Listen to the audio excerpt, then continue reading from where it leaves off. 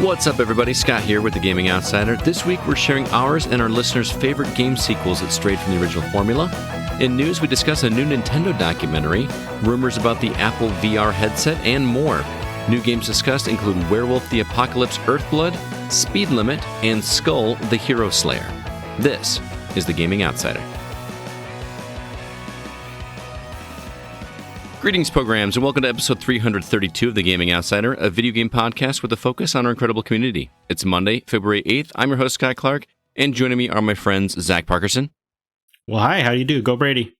Oh, jeez. And Chris Behrensmeyer. Well, yeah, you kind of stole my thunder there, Zack. Oh, sorry. You know, I'm such a big football guy is the thing. Yeah, sure you are.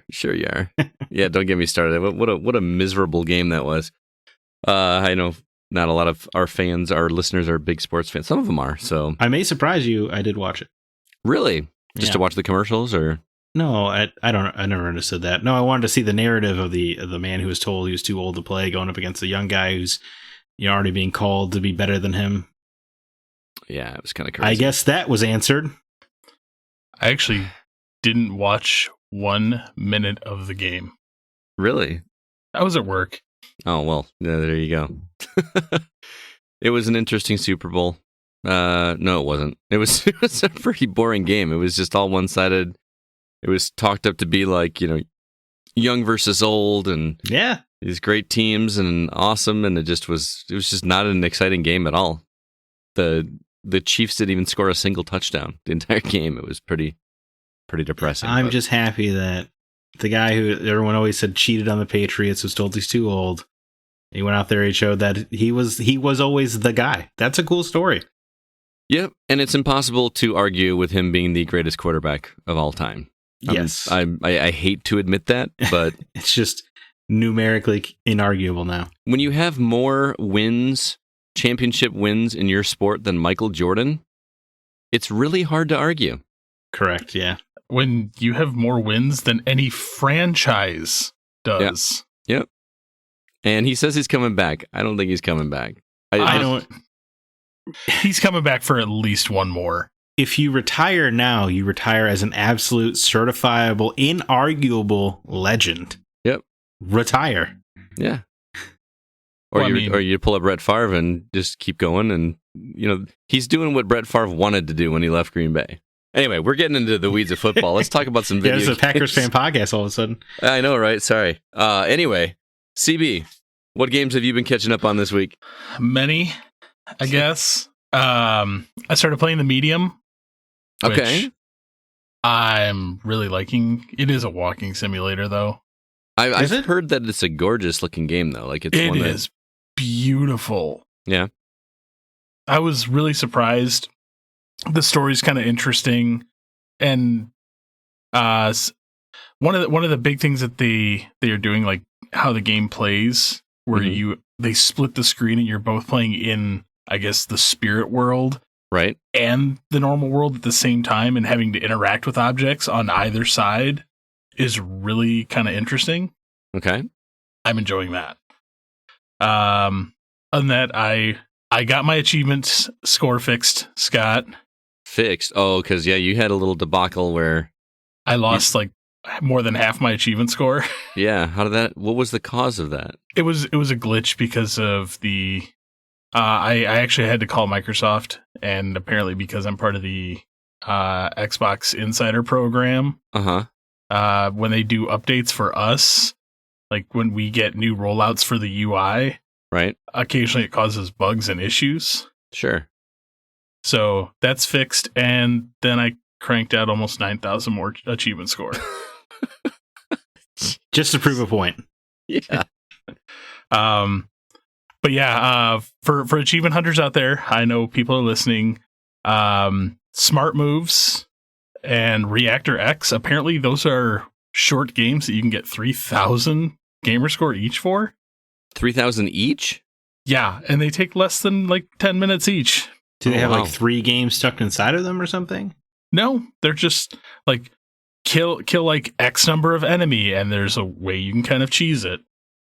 So played those. Rec Room, which is kind of a social platform Okay. as a game that's like cross-platform. I believe it's on PlayStation, Xbox, PC, and VR, which is kind of interesting. And then another little game called Get 10 Quest, which is like a combining numbers game. All right. It's relaxing. I enjoy them. Okay. You just played them for achievement points, though, didn't you? No, actually, I'm still playing Get 10 Quest. Oh, really? So I love those games where it's a puzzle, like keep combining squares to get numbers higher and higher. Like, man, was it 1048? 1048, yeah. Yep, same concept. Yeah, I'm terrible at those games. My brain does not function that many moves ahead to figure it out. I'm very reactionary, but I'm very happy for you and your achievement score because I have been left in the dust and there's no coming back. I would say, have you just given up now? I've given up going against CB. It's impossible. I don't have the time that the man has to sit down and do this. I can't even keep up with the games I actually want to play. You don't have his time dilating ability? Right, exactly. But what about you, Zach? Anything you've been catching up on? Well, I talked about Cosmic Star Heroine a couple weeks ago. Yeah, still playing. I'm starting to make some serious moves in that. That game gets better and better. I've heard. Yeah, it's quite surprising that it gets better. The Chrono Trigger comparisons continue. Oh, really? In terms of story or gameplay? I would say, well, the gameplay, the combat system is very Chrono Trigger. Okay. Very much that, like, you walk into an enemy, it goes to the top-down view thing. But yes, also the story, kind of like the settings are very, like, for instance, there's a festival that I just went to. Okay. And it straight up reminded me of Chrono Trigger.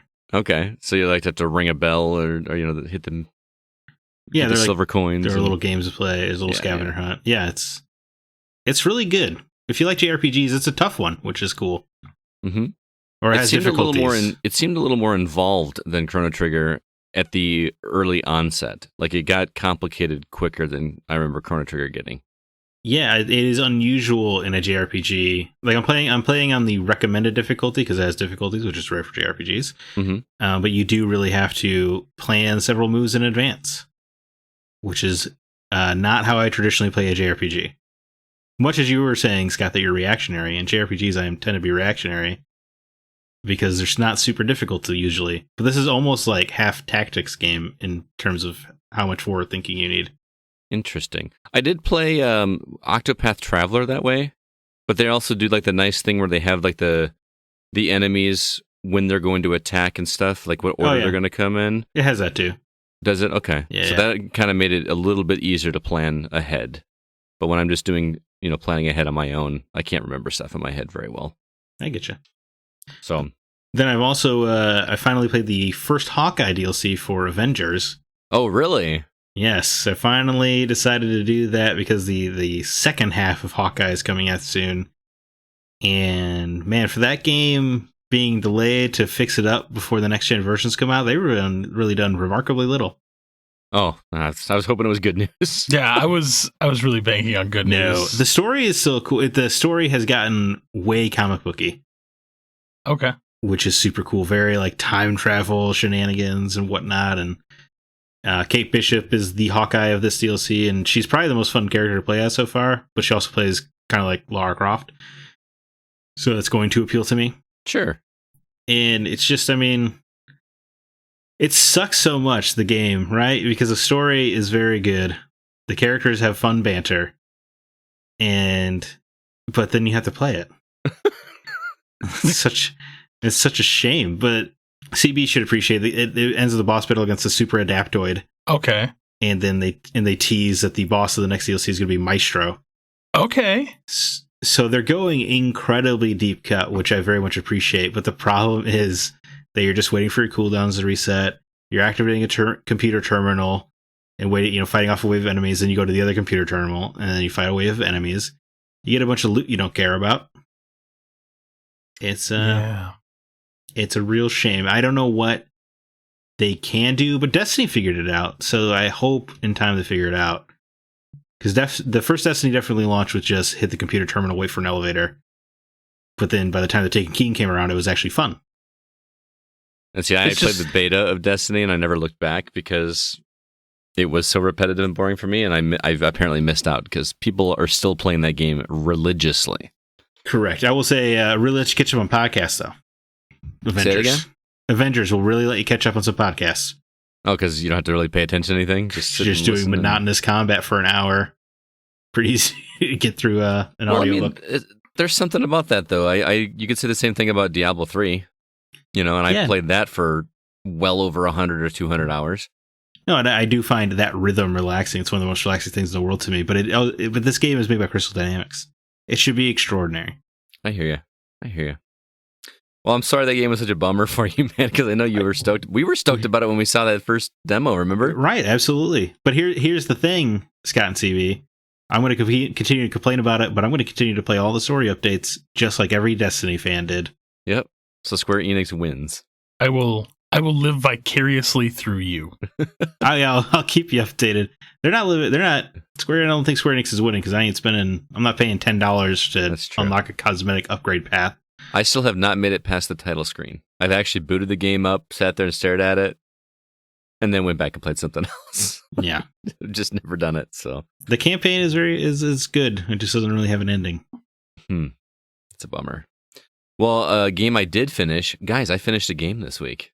Ooh, Was it hilarious? Was it a hilarious game? A hilarious game? No, I did not. No, I finished Cyber Shadow, which I've been playing on Xbox. Guys, I love this freaking game. It is, man, the buzz around this thing is extraordinary. It is so good. And the story doesn't make any sense to me. I don't really understand it, but something tells me, Zach, you would appreciate it. I mean, it's all told in like 8-bit Mega Man style, just kind of slide over pictures with very little animation and text that you read. I feel like I personally missed the point. But I also didn't play the game for the story. I played the game because it is Mega Man X with a melee weapon. That's really what it is. Well, Mega Man X was at its best when you played at 0. And I kind of thought you might say that. It's not. It's similar to that. It feels more like Ninja Gaiden size sprites, where Mega Man X, the characters all felt much larger. Yeah. But this game just scratched that itch perfectly for me. It has 10 levels. Well, there's an 11th level, and let me tell you, they get tough at the end. They don't get Celeste level of tough, but they get tough, but never in an unfair way. I think I feel like we've said this about other games in the past, but when you die, it feels like your fault. You know what I mean? It never feels like the game cheated you. The patterns are always exactly the same. The bosses are clever, and they feel old school and new school at the same time.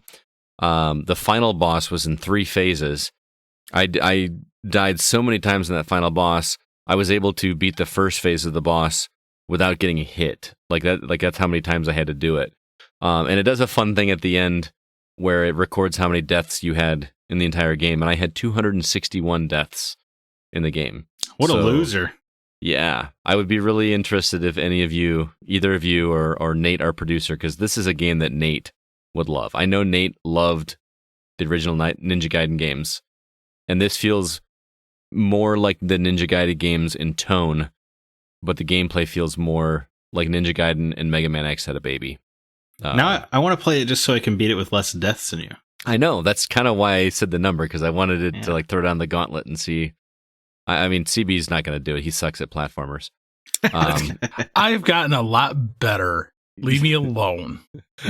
He handed me the controller to get him through a portion of Shovel Knight when I was at his house one time. Let's just get me past this part. I felt like it was like the little brother syndrome. Here's the thing. But man, the upgrades feel good. There's a lot of people complaining that you don't get the upgrades till later in the game.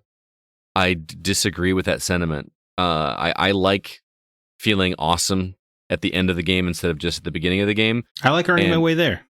Same here, but also the level design is so exquisite that it feels like whenever you get that new thing, each level after that is designed based around your new ability. It's like, oh yeah, I couldn't do this. And what's really cool is like some of the abilities that you use in other games, when I get these abilities, I never have to use them. I just use them whenever. Like you get this ability that becomes vital where you're able to block projectiles and it stops the projectile and it makes this like shiny ball thing in front of you. Then you have to hit it with your katana and fire it back at him, which it's tough to do because you actually have to move. You actually have to tap towards the projectile, which feels backwards from everything that you've ever learned how to when you're playing a game like this. And in a normal game, I would just never use it. But in this game, you have to use it. It's not just like makes it easier. You can't progress without doing it. And I like that. The game forces you to use every ability, and it even teaches you new ways to use abilities by the end of the game that you didn't even think of that become necessary, and I love it. I seriously love this game. I mean, it's only February, so obviously this is going to be in my top 10 right now, but I want you guys to remember this conversation come December, January. I have a feeling this one's going to be somewhere in that top 10 list, unless this year is amazing. But wow, Cyber Shadow, big words. I was talking to Jeff Swan, who was on our podcast several months ago. He and I have been going back and forth on Twitter on it, and he finished it. He finished the game with like 210 deaths, so he beat me by a long shot. But he said that he can't stop thinking about the game and thinks that he might consider it a perfect game. He can't think of anything wrong with it. I don't know if I'm there yet. I'm still mulling it over, but it's exactly what I wanted in an awesome way. It's so good. So Cyber Shadow, it's everywhere too. It's not just I'm on Xbox, but I think it's also on Switch and PlayStation 4, and that's cool, man. It's real good, guys. It's real good. But I went and saw a game on sale this week also that I went and purchased that I only dabbled in for a couple hours back when it originally released on Xbox 360, and the remastered version popped up on sale for like $15. I picked up Saints Row the Third remastered, and well, first off, one of the best title screen music I've ever heard. I don't know if you remember, but the opening title music, like when you're in like press A to start, I don't know why that music just clicks for me. I hadn't heard it in forever. I liked it so much that when this game originally released back in whatever year it was, I had that song as my ringtone on my cell phone. Wow. Because I just thought it was cool, and I obviously have long since changed it to, the Gaming Outsider theme, which is far superior. Obviously. But it was like memories flooded back in my head when I heard that song. It reminded me, oh, my phone's ringing. No, wait, it's not my phone ringing. It's not my ringtone anymore. I don't know. So anyway, I dabbled back into that. I didn't get very far. I just played those opening sequences just because I wanted to remember how ridiculous and ludicrous it is. Do you remember the opening sequence with the airplane? Yeah, where you skydive to power, and then you like, yeah. I haven't seen power yet. In my mind, that was like an opening level, and I still have yet to hit it. I'm talking about like there's like a flash. Well, the opening scene is like chasing. You're robbing a bank that you lift with like a helicopter, and you have to shoot all the guys. While you're like on top of this vault that's being flown away. And then there's like a flashback sequence where you're on an airplane. It looks like a commercial airplane. And it crashes and all the cargo dumps out, and you have to skydive down to catch the companion that you're with. And then you set your parachute off and you fly through, you have to fly through the windshield of the airplane, go all the way through the airplane, come out the back, and then go back down to pick up this companion at the bottom again. It's just the most ridiculous Fast and the Furious sequence. I was going to say, it's funny because it seems so ridiculous at the time, but now it's just par for the course in the Fast movies. Right, and I forgot how just ridiculous it is. I also forgot how vulgar the game is. Not that I'm offended by it at all, but I've learned over the years how much the sound carries from my basement to the upstairs. Like when I'm playing pinball and I'm cursing at the screen, my wife will yell at me and tell me to stop swearing at the TV. But every other word is F this and mother effer that. And and I'm like, I'm blasting it because those sequences are awesome. With the music they've got playing and everything just it's great. So yeah, I'm in like the open world now. I'm still learning, like, oh, here's where you go to upgrade your gear and all that good stuff. And I'm waiting for that Kanye West power moment because that's I've remember that being earlier. I thought that was like an opening thing. I could have sworn it was right at the top of the game. I thought it was too. I hope they didn't switch it out or something or move it. I don't. Maybe they lost the licensing for that song and just cut out that whole level. Because I just didn't see it. I thought it was like the opening thing. I really did. I could have swore it was. Yeah. Maybe I need to go start at the beginning and see if I accidentally skipped it. I don't know. I don't really do that usually, but I needed something just fun and ridiculous to play, and I've actually got it on 360, but I was curious. I heard they kind of rehauled it. It looks pretty good. It doesn't look like an Xbox 360 game. I mean, the characters always look kind of cartoony. You know, they don't look realistic, but that's not a game you need realistic. Did you like the first Saints Row? Never played them, actually. 1 or 2. Oh, okay. So, but anyway, that's what I've been playing. Cyber Shadow, fantastic. Go play it. And I'm going to keep plugging along at Saints Row just because I think it's... I feel almost guilty playing it because it just feels so juvenile. But it's fun. It's just mindless fun. Well, I mean, not to track too much with Fast and Furious, but it's also... That's a whole movie franchise based on mindless fun.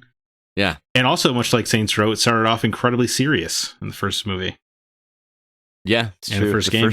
First Fast and Furious was like a legit, like... And the first Saints Row was like a straight-up crime drama. Right. Yeah. And then the second one is where it started getting silly. Isn't there like a Easter egg where you find a giant rubber ducky out in the ocean or something like that? I think so. And it just generally has a little bit of silliness. But then, the third one, they're just like, screw it. Yep. I remember... I'm going to kind of chronicle. I'll show you. I'll remind you of scenes that I hit as I go through it. But I remember some character that had like his voice modulated with like auto tune. Yes. Yeah. And he's having you pick up like you're riding around in a chariot being pulled by these shirtless dudes that have ball gags in their mouths. Yes. It's just stuff like that just.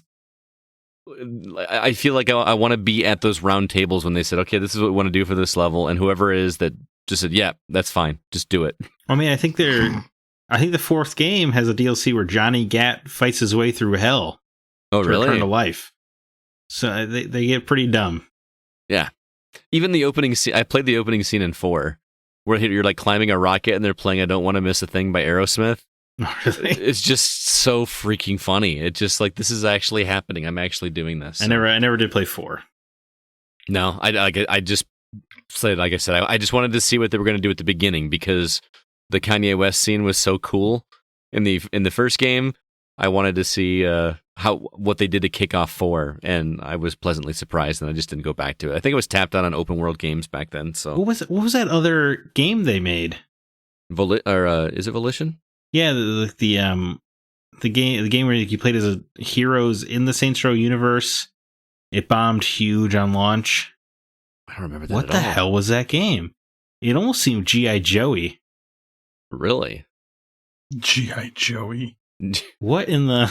Yes, it's a kiddier version of G.I. Joe. Man, it's going to bug me. There was definitely... This game exists. Someone's going to tell me for sure. Somebody knows it, and they said like 4 times. Agents of Mayhem. Oh, Agents of Mayhem, yeah. Yes. Oh, I remember that. Wasn't Kay Bess in that game? I had no idea. We had her on the show. No, I do not know. I just remember the game was about $5 after the month after it launched. Yeah, it didn't do too well. I played it for about half an hour. It felt like it was going to be multiplayer Saints Row. Yeah, and that's what we all kind of wanted, and it didn't really feel like that. So, anywho, that's what we've been catching up on. We got some new releases to talk about later on in the show, but let's go ahead and jump into the week's news.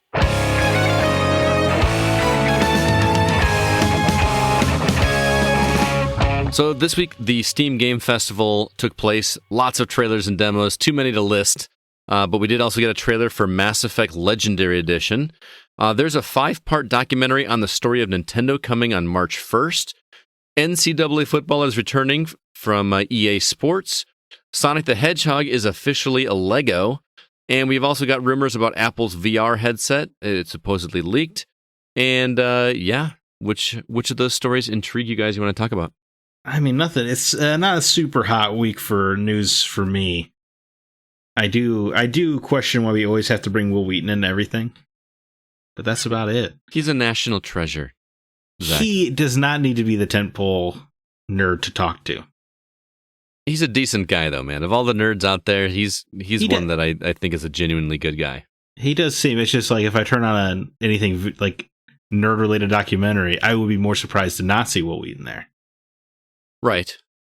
I mean, he's got time, probably. He's not doing too much, is he? Yes. The next generation. So you're referring to this documentary series. It's going to be called Playing with Power, the Nintendo Story. I'm interested because I would love to see the history of Nintendo before they got into video games, because they were in business a long time before they got into video. Yeah, it's crazy that they've been in business for over a century. This is written and directed by Jeremy Sneed, who did the same for Video Games the Movie. I actually had an opportunity to interview him back on The Hollywood Outsider. Highly recommend his film first off, and that interview was a real cool interview with him. He feels like a kindred spirit in our love for video games. This one's going to be available for free on Crackle, which is a platform I'm not familiar with. Home of Joe Dirt 2. Crackle it's going to be free. Joe Dirt 2 was a Crackle original. I did not know that. I didn't know there was a Joe Dirt. Well, that's because it was on Crackle. Yeah. But hey, you don't have to pay for it. It'll have ads, but that'll be worth it for me. Apparently, it took 4 years to develop this. As Zack mentioned, it will include interviews with Will Wheaton, Reggie Fils-Aimé, and Phil Spencer, and once again narrated by Sean Astin. I'm intrigued that Phil Spencer is going to be interviewed in this, considering Microsoft. I'm not, because they're also going to be Tom Kalinski's also going to be in it. That's true. Yeah. I really want to be excited about this, but the problem is, like, I've watched so many of the mini video game documentaries on YouTube, so I'm really hoping that they bring some new things to light. Mm-hmm. Yeah, my thing, especially, I thought Video Games the Movie was kind of boring. Really? Because you knew everything? I thought it was just such a surface level documentary. Well, I mean, in my mind, it was a way for me to give to somebody that's not a gamer to be like, this is why I love video games. That's why I liked it.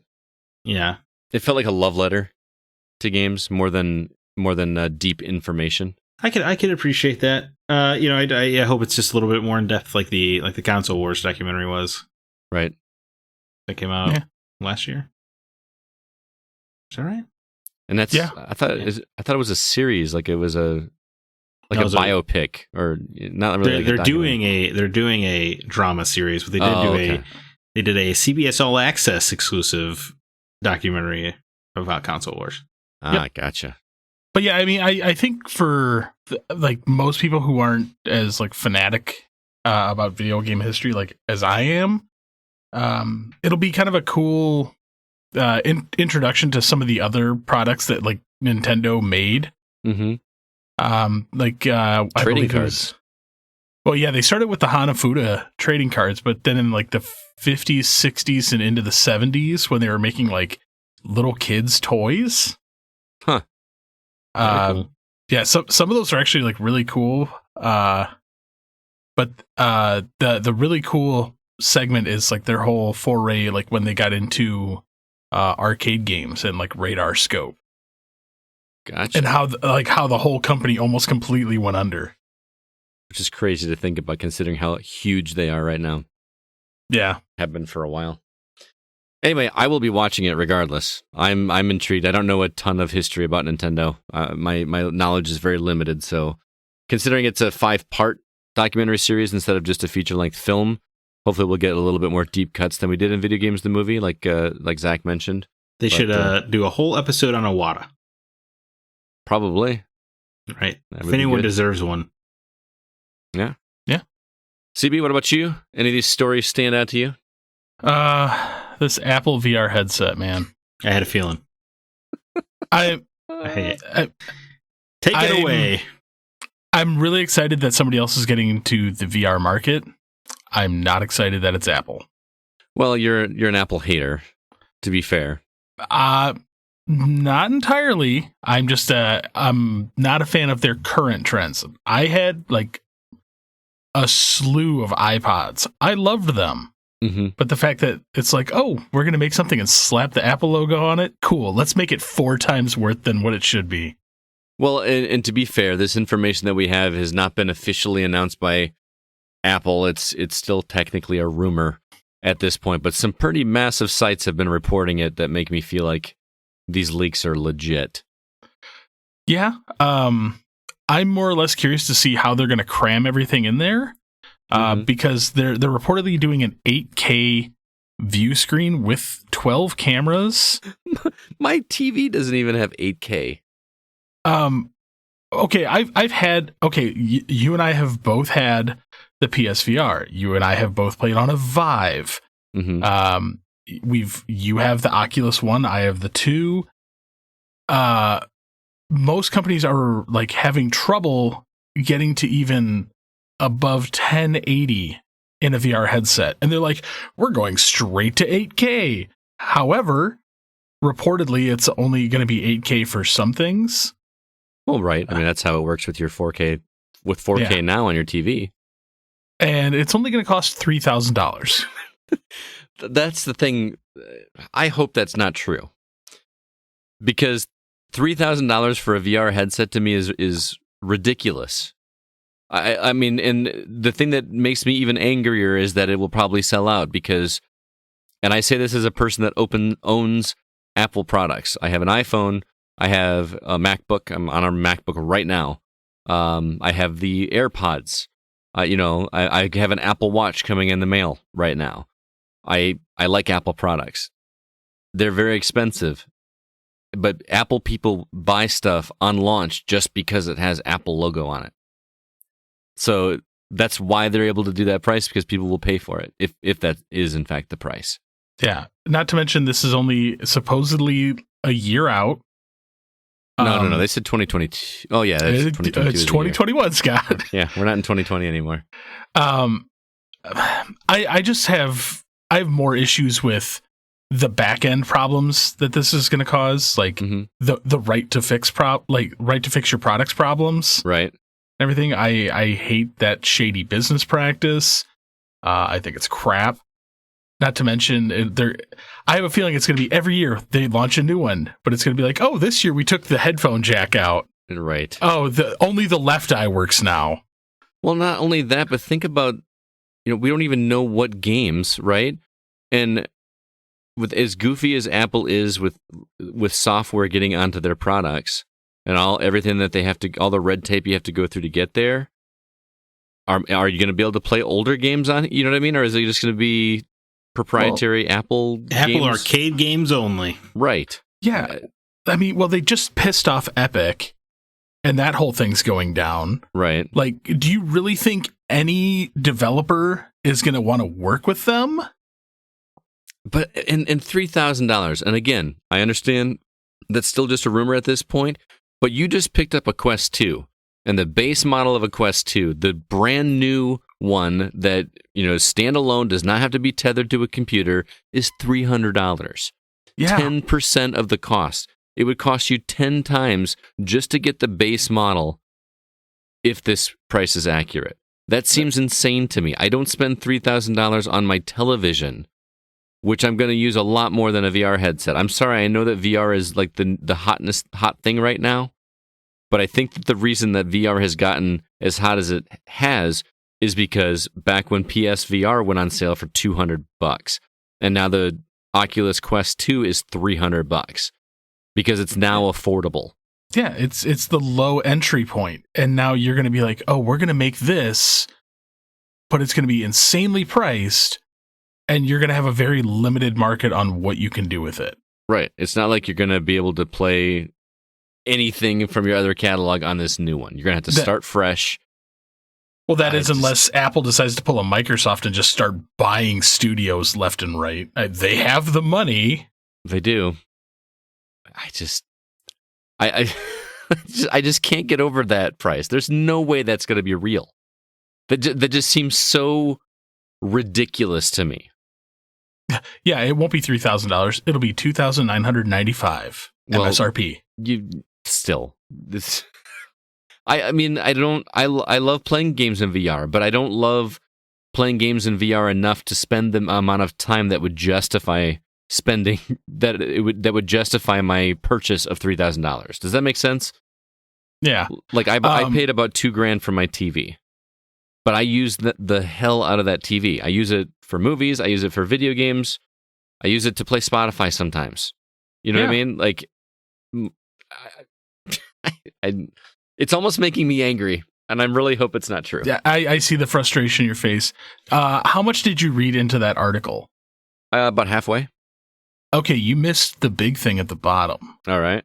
Apparently, Apple has another product they're working on. Oh, you're talking about the augmented reality? AR glasses that are supposed to be lightweight and function as though you don't know they're there. And I'm like, I've read this before. The Google glasses. Yeah. I want that to be a thing, but the fact that they're openly rumored that this Apple VR headset is going to be within a year. But they said the AR glasses are years away. Wasn't there a Black Mirror episode about a guy that was wearing AR glasses on a date?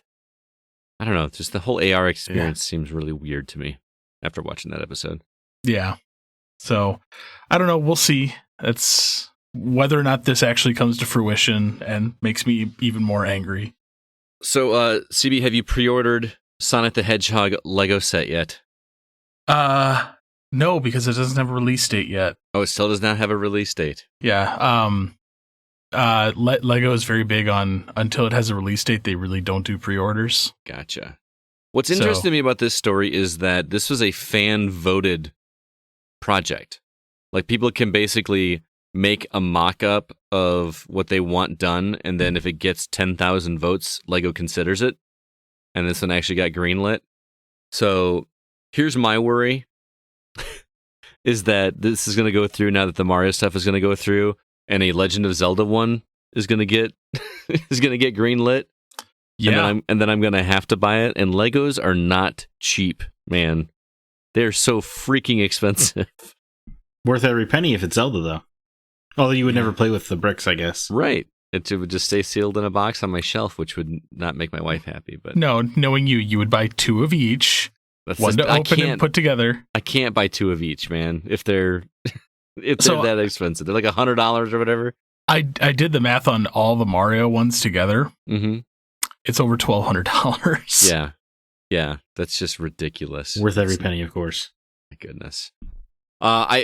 I know we're not big sports guys here, but I feel like we still should mention this NCAA football return, because I feel like that's huge. People have been clamoring for NCAA football to come back for years. What was it? 2013 was when the franchise was discontinued because a player basically sued everybody because his likeness was in the game without his permission or compensation.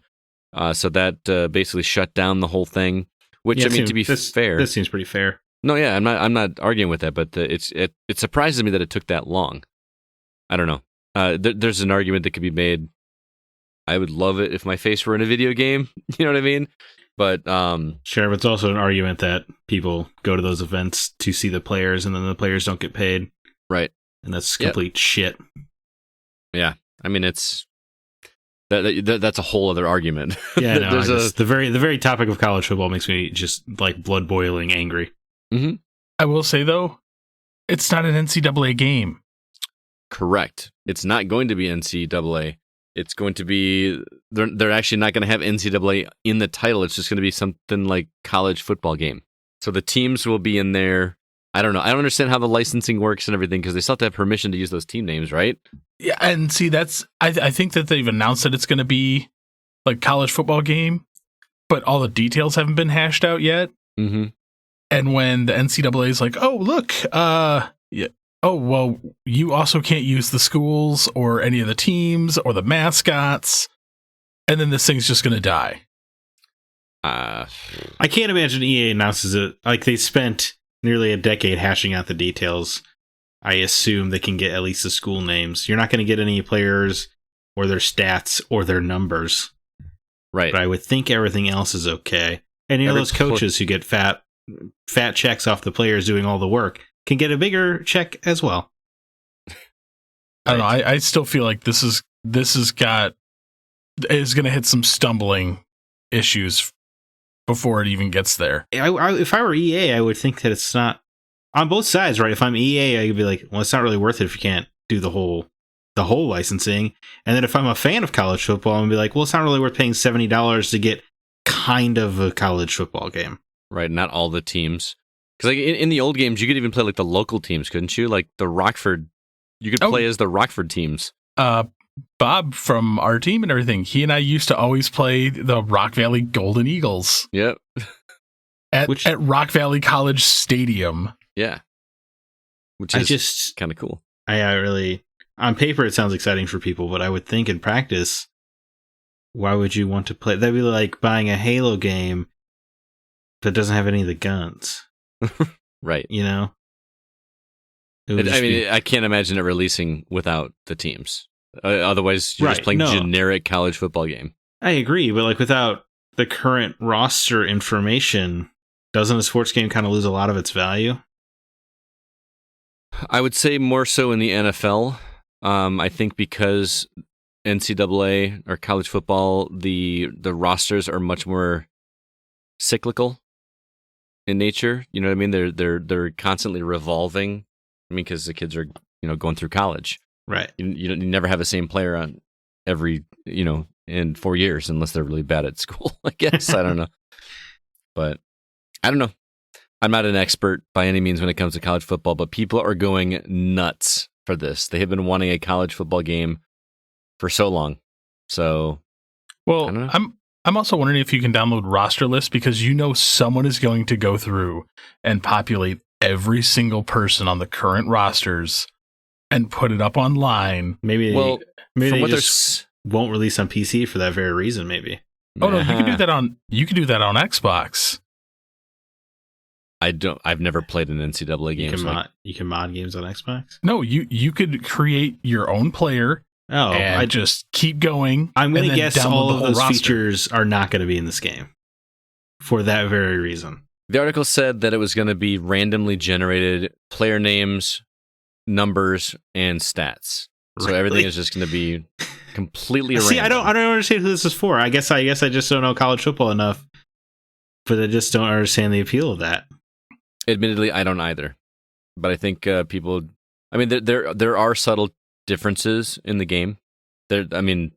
I say subtle, but pretty big differences between college football and NFL football in terms of rules. College football is a much more watchable sport, in my opinion. The pace of the game is just better. If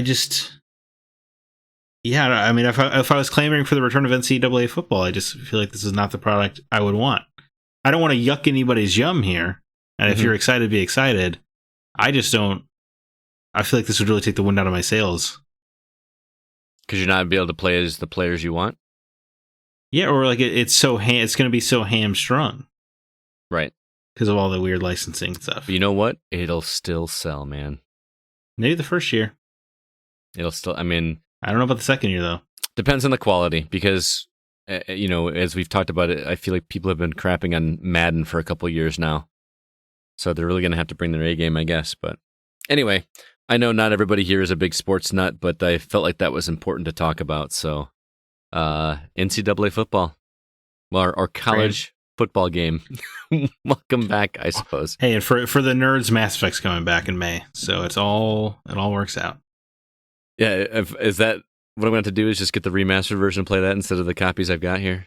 Yes, because they're making the first game playable. Or, they're going to make the first game probably more fun to the modern player. Because that first game has not aged gracefully.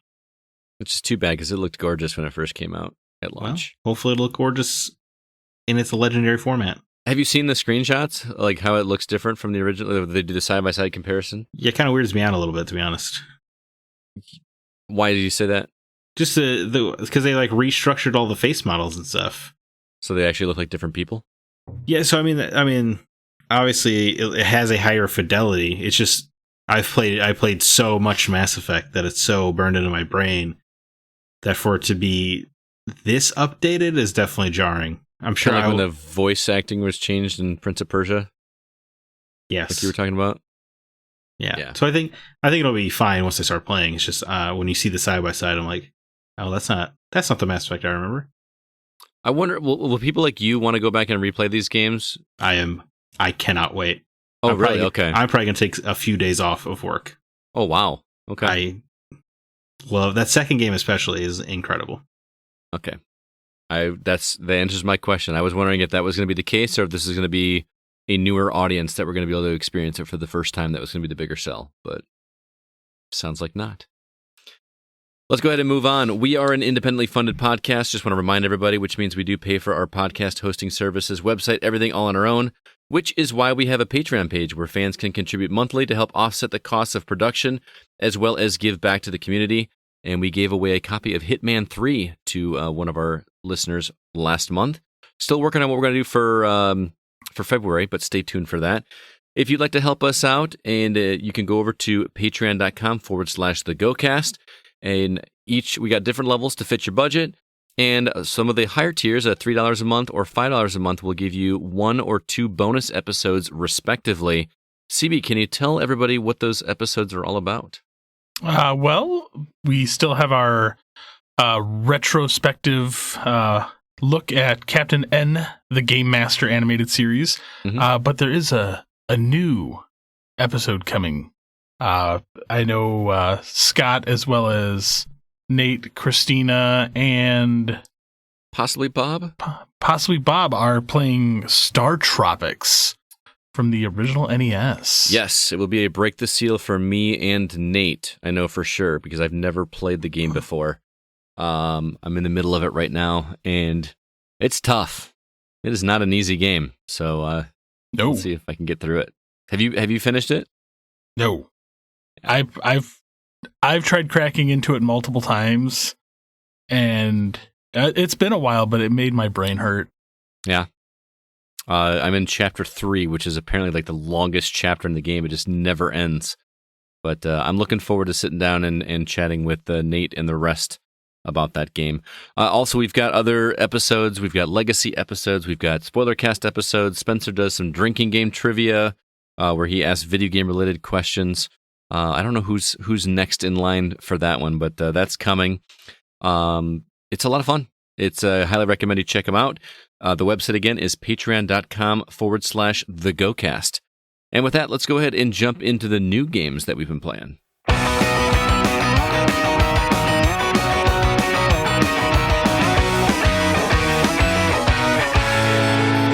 Speaking of new games, Zach, anything new coming out this week that everyone should be aware of? Oh yeah, the horror puzzle platformer Little Nightmares 2 comes out. Horror. Sounds like you said something else. Coming to PS4, Xbox One, Switch, and PC February 11th. Scott Clark's Game of the Year 2020, Undermine, coming to Nintendo Switch February 11th. It's so good, guys. Are you going to buy it again, Scott? No, because I don't want to start it over, is the thing. I've put so many hours in that game. I have so much more content that I could do on Xbox. I would just rather continue where I am instead of start over. All right, fair enough. But also coming to the Switch, Super Mario 3D World and Bowser's Fury coming February 12th. That makes almost every significant Wii U game available on the Nintendo Switch now. Mm-hmm. Except for Star Fox. I think Star Fox Zero / Guard is the last one. Yeah. I can't see them ever bothering. Translate. Can't see them ever bothering with Guard. But you could probably switch the dumb controls to Star Fox Zero and make it on Switch.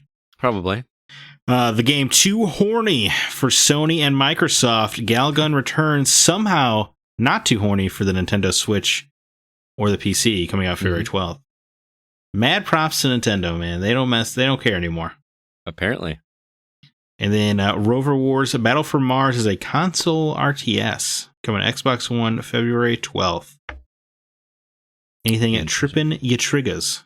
I really want to play Super Mario 3D World again. I had it on the Wii U. I loved it. I got a lot of flack for loving that game because it's not a proper 3D Mario game, which I never understood that argument. It's great. I mean, even if it isn't, why does that negate it being good? I don't know. Why can't there be 2D Mario, 3D Mario, and 2.5D Mario? Whatever it is, it was just why, I don't know, it's an arbitrary line to draw, that's all. Yeah, I never understood the flack I got for it. Like, it wasn't a good enough Mario game. And here's the thing. Nobody had a Wii U, so this is going to be a brand new 3D Mario game for so many people. Yeah, I am curious to check it out. Did you ever play it on Wii U? No, I never had a Wii U. Oh man, it's really fun. I was not one of the lucky 12 million people who wasted their money on the Wii U. I actually like the Wii U quite a bit. It just didn't have enough first-party titles. They just kind of gave up on it. But also had a really dumb name. Yeah. What about you, CB? Anything you're gonna pick up? I may be buying a game that I don't want to talk about. Yeah, he's definitely gonna get Galgun. Yeah, I have the other ones, man.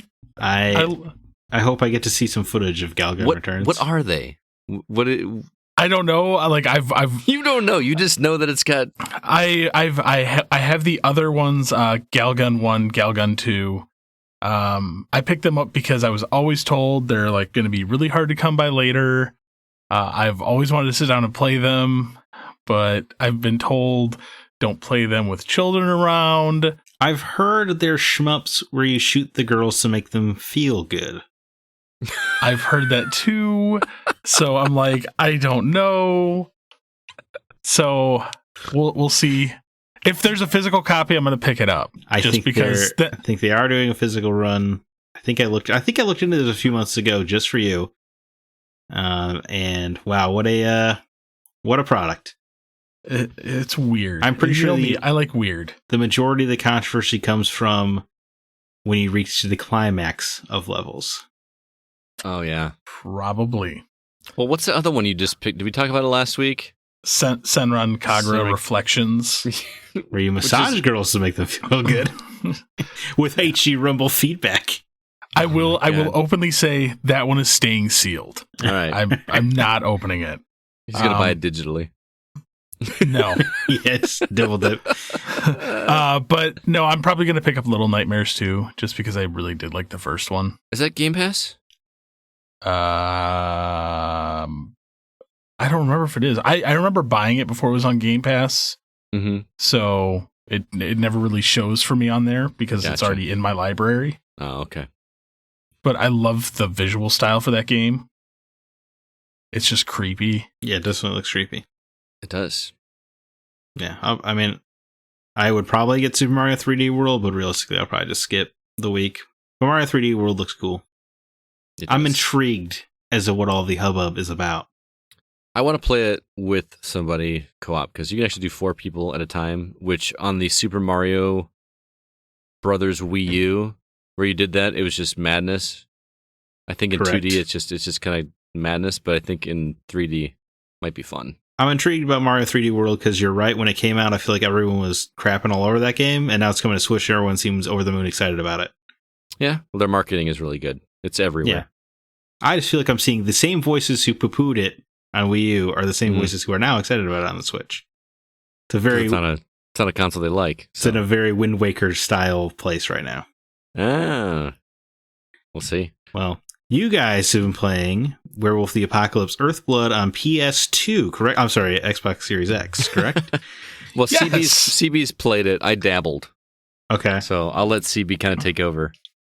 Yeah, you hit the nail on the head. It's a PS2 game. That's music to my ears. Unbelievably pretty. Oh, really? I think this game looks gorgeous. Do you back this play, Scott? When you're not in a cutscene, it does look pretty good. Oh, okay. The cutscenes, the character models, and the animations are super weird. The voice acting is not. It is straight up Shenmue. Oh, man, you guys are selling me more and more on this thing. I don't know. Correct me if I'm wrong, CB, but like when your characters talk, they do weird things with their arms and hands that don't make any sense. They just they over animate. Yes, yes. Okay.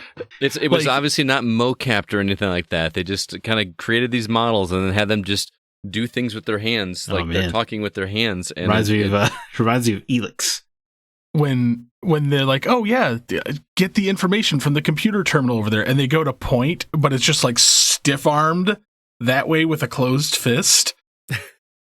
They're like, yes, computer over there. This is awesome. Not to mention, every single person in the game talks like this. Wow, all the people died. This is bad. And I'm like, oh my God, like it really felt like I was playing a PS2 game on a modern console, Yes. which I loved. Like, I absolutely loved it. The same argument you would make for Maneater. Yes. And people love Maneater.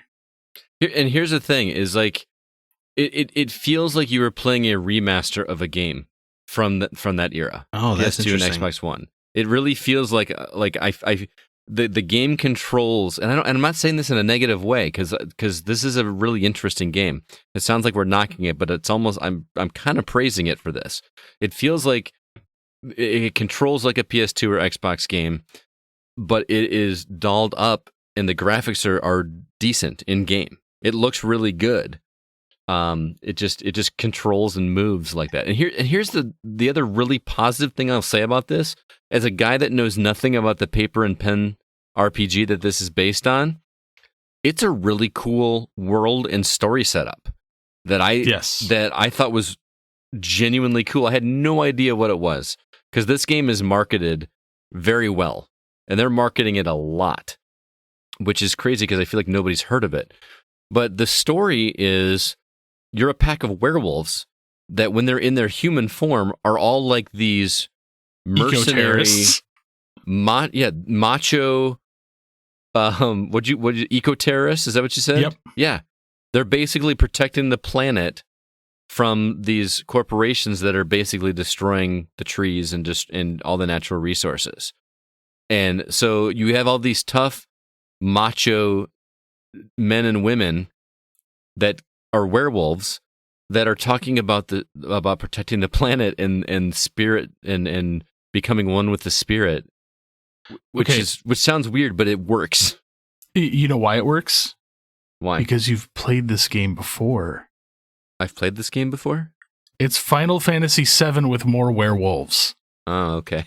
Was there a werewolf in FF7? Well, okay. Well, there were monster, like, werewolves. Probably. But you are essentially a werewolf. So you're eco-terrorist fighting against the big corporation that's trying to suck the planet dry and kill it. Yep. I have to get this out of the way. The combat for this is just stupid, dumb fun. And I think we both are saying that in a good way, right? Like it's yes. So every combat you walk into, you walk in as a human. Somebody shoots you, and you just hulk out and become a werewolf. And then it's just smash everything on the screen. Mm-hmm. Is there is there a button to switch into the werewolf whenever you want? Yes. Okay. There is. So there's actually three forms. Yes, there's your wolf form, like an actual like wolf, which you use to sneak around and get through certain areas. Mm-hmm. Your human form, which you use to interact with the areas and talk with people. And then your werewolf form, which is just Hulk smash. Is the wolf form about as useful as a PS2 stealth game sounds? Yes. I mean, there's a lot more to it than just Hulk smash. I mean, at the very beginning it is, but then there becomes more of a strategy. Like all of a sudden, the enemies get these like silver bullet weapons that they shoot at you, and if they hit you, then you get stunned. So you have to like time your dodge rolls to out of the way when you know that when you have a tracer bullet on you. But yeah, at the end of the day, it's just smash. But you get different powers as well too. There's a lot of you use like every button on the face button in the triggers. It feels like. Zack, you will appreciate it's like an 8 to 10 hour game. Perfect. The skill tree is super super simple. Mm-hmm. There's boss fights in this remnant of like the PS2 era, and the boss fights are complex and fun. Mm-hmm. There's a boss fight that actually reminded me of the final boss from Resident Evil Code Veronica X. Oh, interesting. Yeah, I love the boss fights in this game because most of them are not easy. Like you actually have to think about like planning your attack and working around the boss instead of just like the rest of the game is just, fodder enemies, just smash the crap out of them. Right. You get to the bosses, and the first boss I ran into, like I tried to just Hulk smash the crap out of him, and I got my butt handed to me. And so then I was like, okay, all right, let's work the problem. And I have not had this much fun playing this style of like 3D action like role playing game since probably like the early 360 era. So you liked it quite a bit. I liked it. It does have a lot of flaws to it. I wanted a little bit more, but it definitely was a trip down memory lane. So you said you wanted more. I wanted a little bit less because I felt like the stealth was just completely wasted for me. Because number one, they do the stealth where, you were seen by a camera, start the whole section over again, which I hate. No. I hate that. Like, you have to sneak around at some points, and if you get seen by a camera, then it's just done. I'm just surprised a game would do... Well, I guess it's supposed to be... It's a PS2 game. Right. But I'm surprised the game would do that in 2021. But you get a weapon that you can actually just shoot the cameras and then not care. Right. But you only have 3 ammo with this crossbow that you have.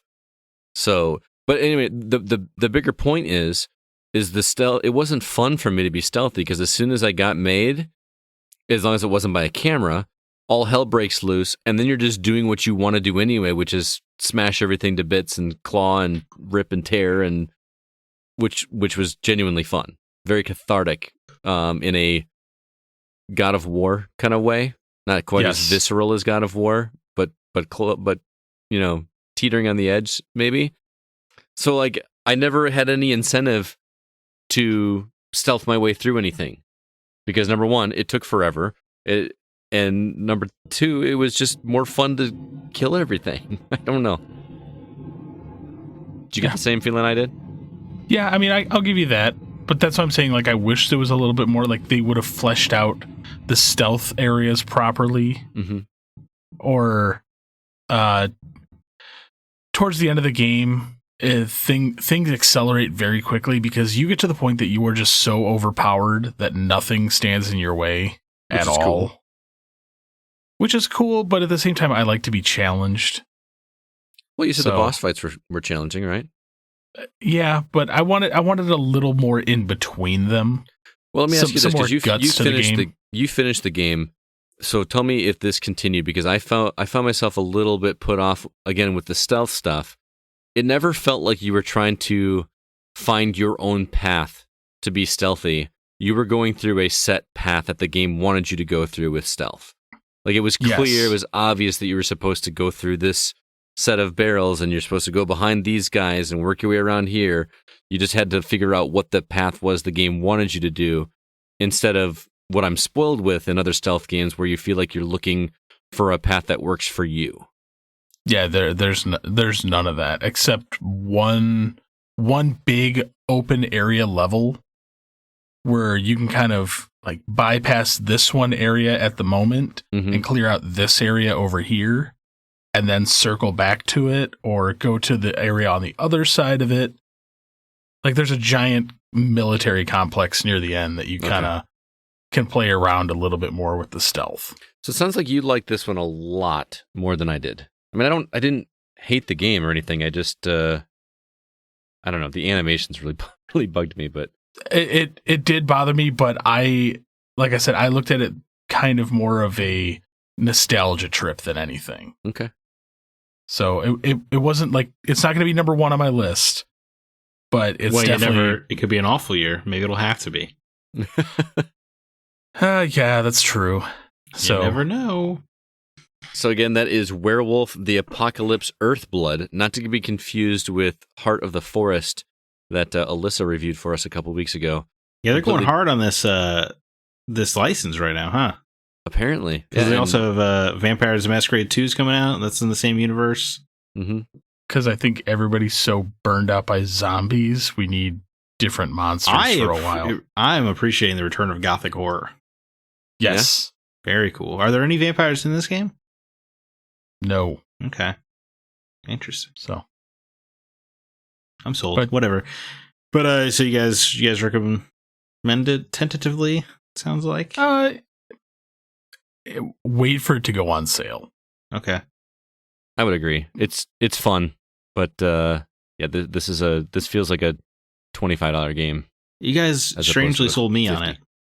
Yeah, I mean, there are people that are going to be out there, but I would say like once it hits, I would feel comfortable recommending this game at the $35 to $40 range, not $60. I think it was 50. I think it's 50 at launch. So Okay, it's a somewhat budget title. Okay. Well, hey, you guys have also been playing a game I could not make heads or tails of from the trailer. I can't either. Speed Limit on Xbox Series X. This game looked like it was about 16 different genres and about 3 different storylines. What the hell's going on here? I'm gonna just also say this straight out the gate. I love this game. Do you really? Oh my god! Oh my god! I love this game. Okay. Let's put it this way. I've already beaten it twice. Well, it's an hour long. Yeah. I was given this game to check out. Scott's like, oh yeah, here you go. And I'm like, hey, I beat it. And he's like, what? And I'm like, I'm going to play it again on a harder difficulty. I beat it again. So quick premise, take retro 8-bit to like early 16-bit stuff. Make it a runner style game like Runner 3. Add guns. Go. Yeah, you basically are sitting on a commuter train, and all of a sudden people start attacking you. You have no idea why. You're given a gun, and you just have to run from left to right on this train. And it's a runner game. You have to know where the enemies are to kill them before they kill you.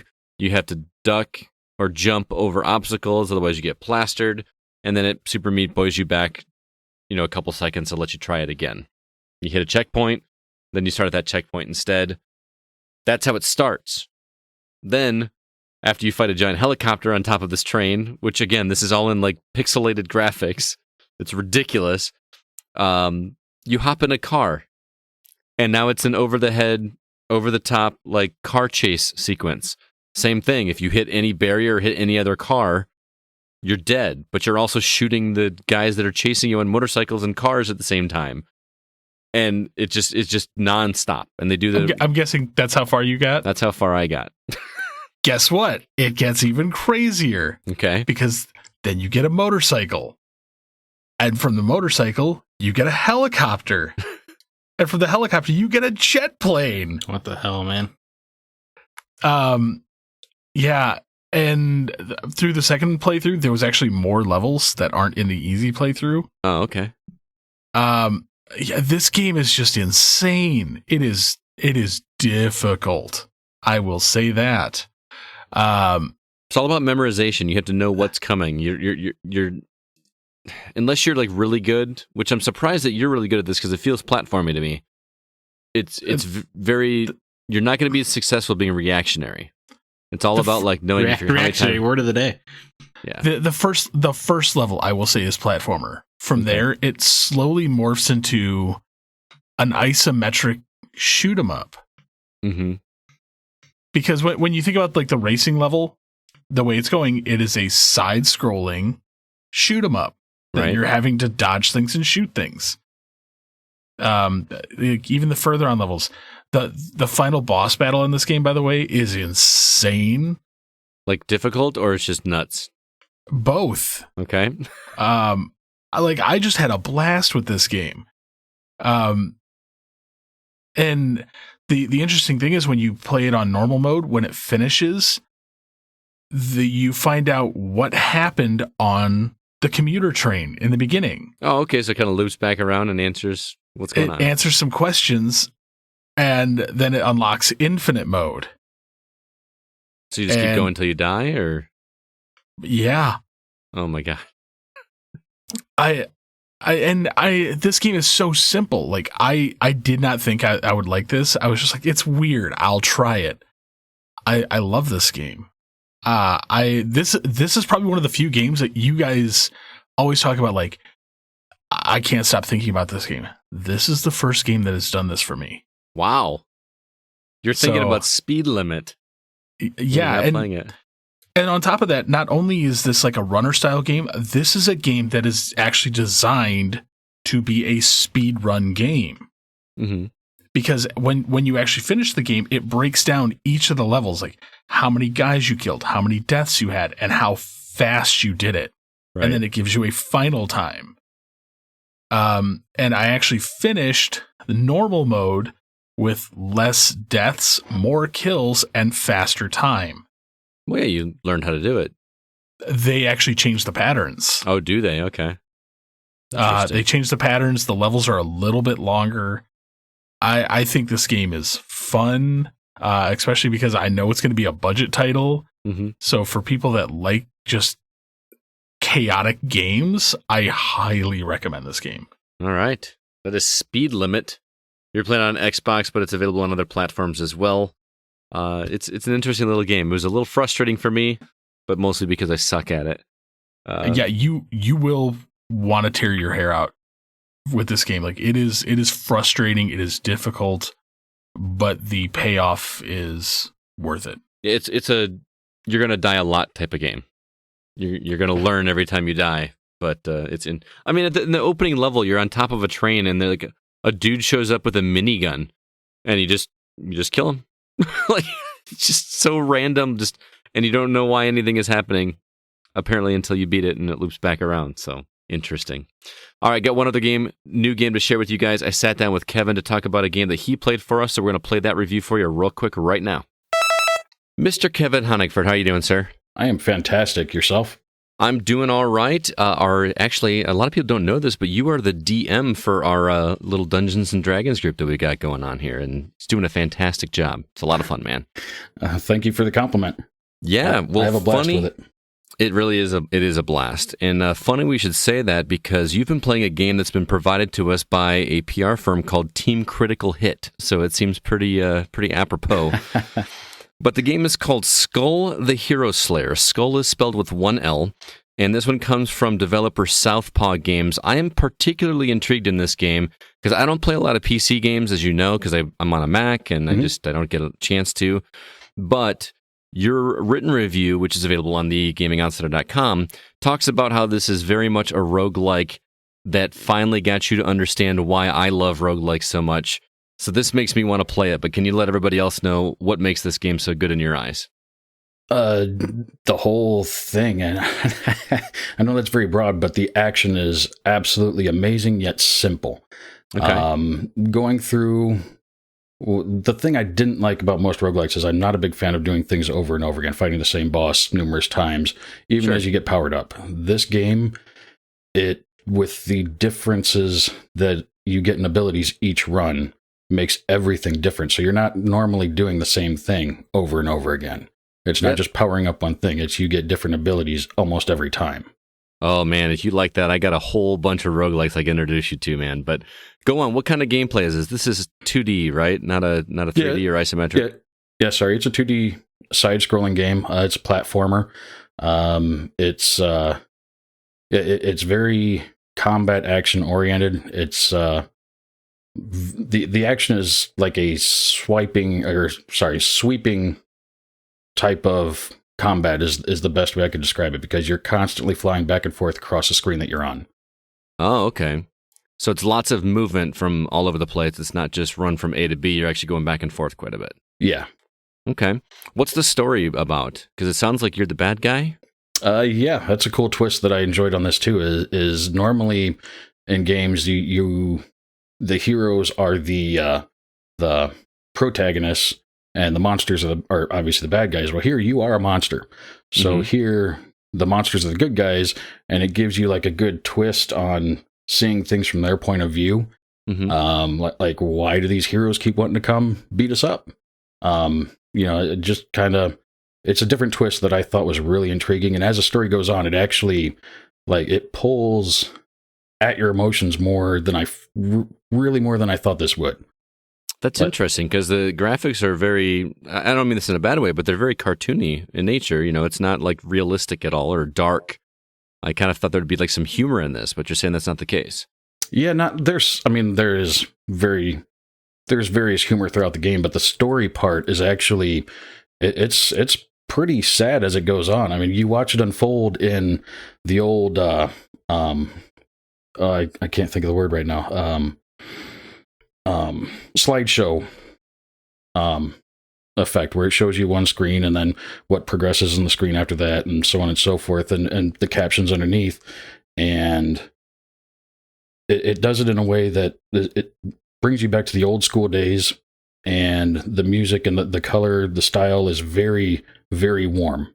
Okay. And like I said, it really draws you in as you progress and see the story as it unfolds. Very cool. Well, I know that a lot of people are turned off to roguelikes for the same reason you mentioned, that they just don't like doing the same thing over and over and over again.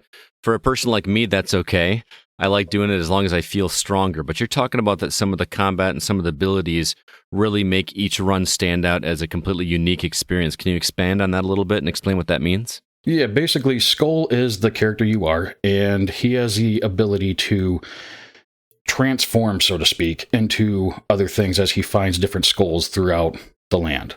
Okay. So you'll find a skull from your friend, say the mummy, and you basically pop your skull off and put this one on, and all of a sudden you're a mummy with the abilities of a mummy. Nice. And there are so many. I still don't think I've played through them all. There's so many different skulls, basically, that you can pick up and run with. It's really fun. And part of the thing that really set this apart from other roguelikes for me that I've played before is, like, you'll find a skull. Well, you've been using the one you got for so long. Do you pick this one up and drop the one you have? Or do you keep the one you have and power it up? And each one has its own different abilities. They're very unique. It was an aspect that I didn't expect going into this. Are you only getting one skull at a time, or are you getting multiples that you can kind of combine some of these powers or abilities? You are able to keep 2 at a time. Okay. And the swapping back and forth also plays into the combat a little bit. Like, you'll get a perk sometimes that will say, when you swap, this will happen. Huh. I like it, man. That sounds really interesting. Are there permanent upgrades as well? Yes, there are numerous currencies that you can get to upgrade the castle that you are starting out in. You'll find friends along the way that will help you with certain things permanently. So yeah, it does have that aspect as well. Very cool. So Skul the Hero Slayer, is this one you recommend everybody check out? Very much so. All right. I am intrigued. I looked it up. Unfortunately, I can't play it on Mac.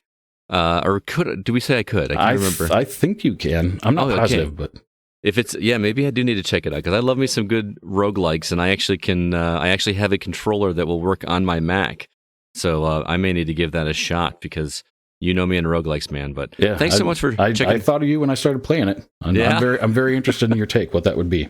All right, I may have to check it out. What is it, like $20? Yeah, I think it was $19.99 on Steam. Yeah, perfect. Sounds good, man. Well, thanks so much for checking this one out. I do appreciate you taking the time. Thank you again for the opportunity. Hey, not a problem, man. You have a good one, okay? You too. Take care. Bye. Moving on, we got some new Facebook members to say hello to over on facebook.com/groups/TheGoCast. We've got Ashley Bennett, Makdoum Sadiq, Khan, and Justin Nauta. Welcome to the Facebook community. We've got an awesome set of people over there. Try to keep it updated with news and articles and anything else discussion related that we can over there. Also, our Discord is available for you if you'd like to come join conversations over there. Maybe join in on some community game nights with us as well. The link for that is in the show notes. Also, if you'd like to help us out, help us get some exposure, drop us a review on Apple Podcasts or whatever podcast app that you were using. It helps us get the word out there, the more reviews that we get, so we really would appreciate it. Finally, our website is thegamingoutsider.com, where you'll find all of our episodes and all of our written reviews, including reviews for Habroxia 2, which Zack wrote, Kevin's written review of Skul the Hero Slayer, which you just heard about, Troy's review of The Medium, which CB just talked about, and Thomas's review of Encodia, which is a point-and-click adventure he talked about last week, and then CB's review of Werewolf, the Apocalypse, Earthblood. If you'd like to hear more about that, be sure to check that out. By the way, I did play some Habroxia 2 this week, by the way, Zach. I forgot to mention that early in the show. I think you summed it up quite well. Just a neat little weekend game. Yeah? Good. I'm glad to hear it. I really like it. I mean, that's all it's striving to be, you know? Mm-hmm. Yeah. Which is refreshing. Digging it a lot. Well, let's go ahead now and jump into our From the Outside In topic.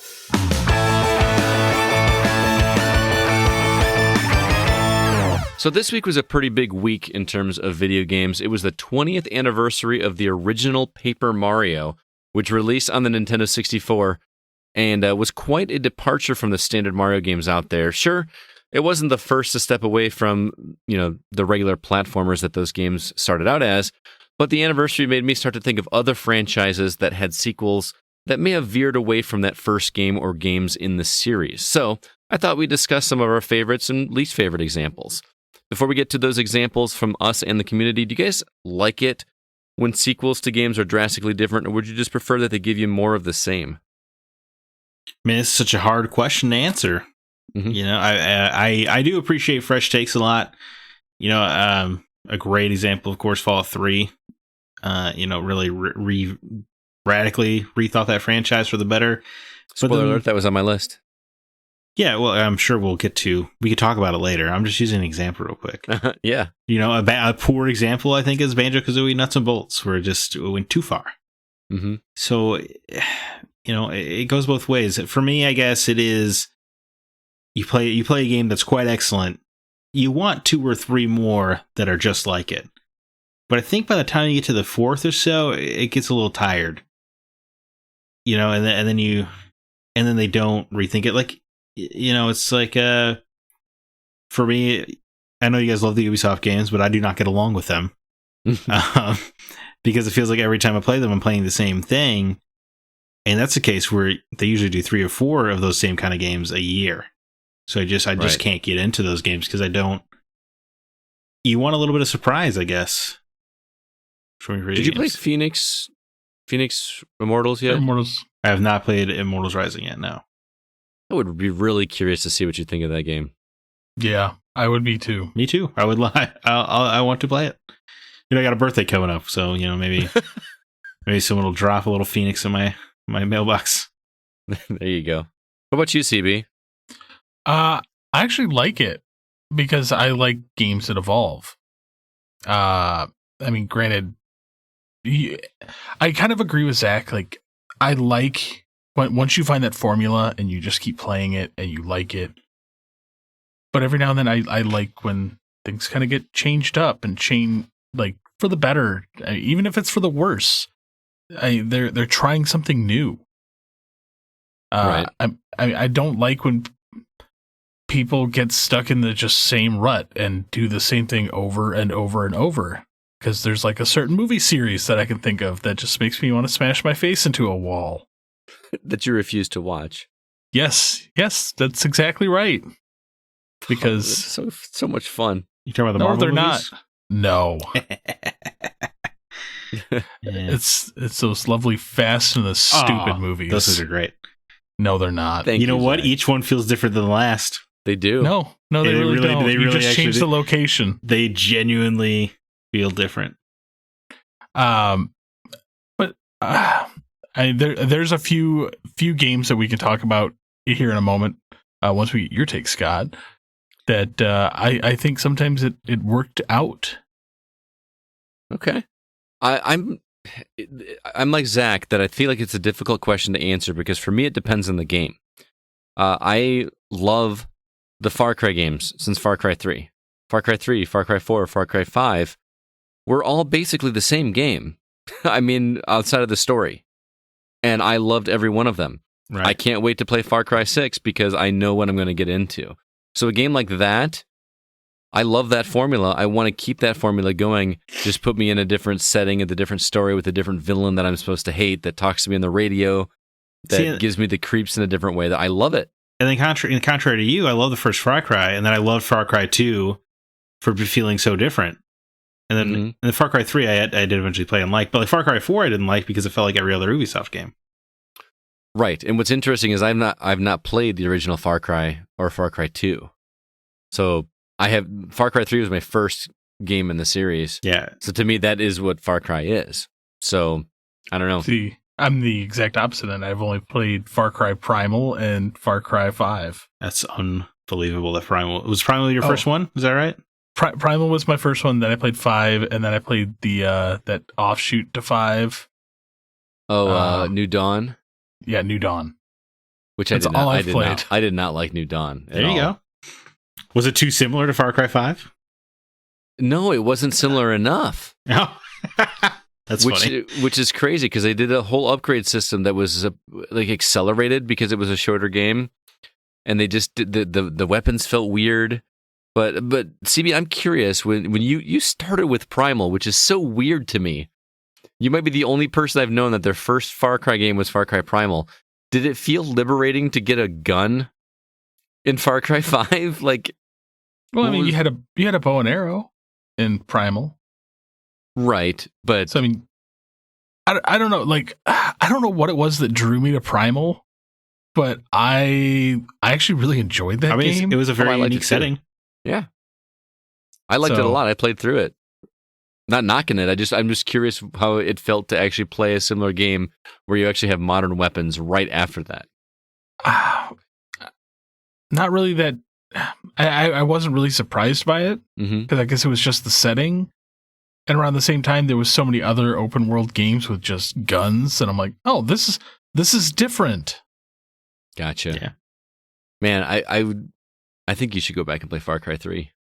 That's a game that needs to be remastered.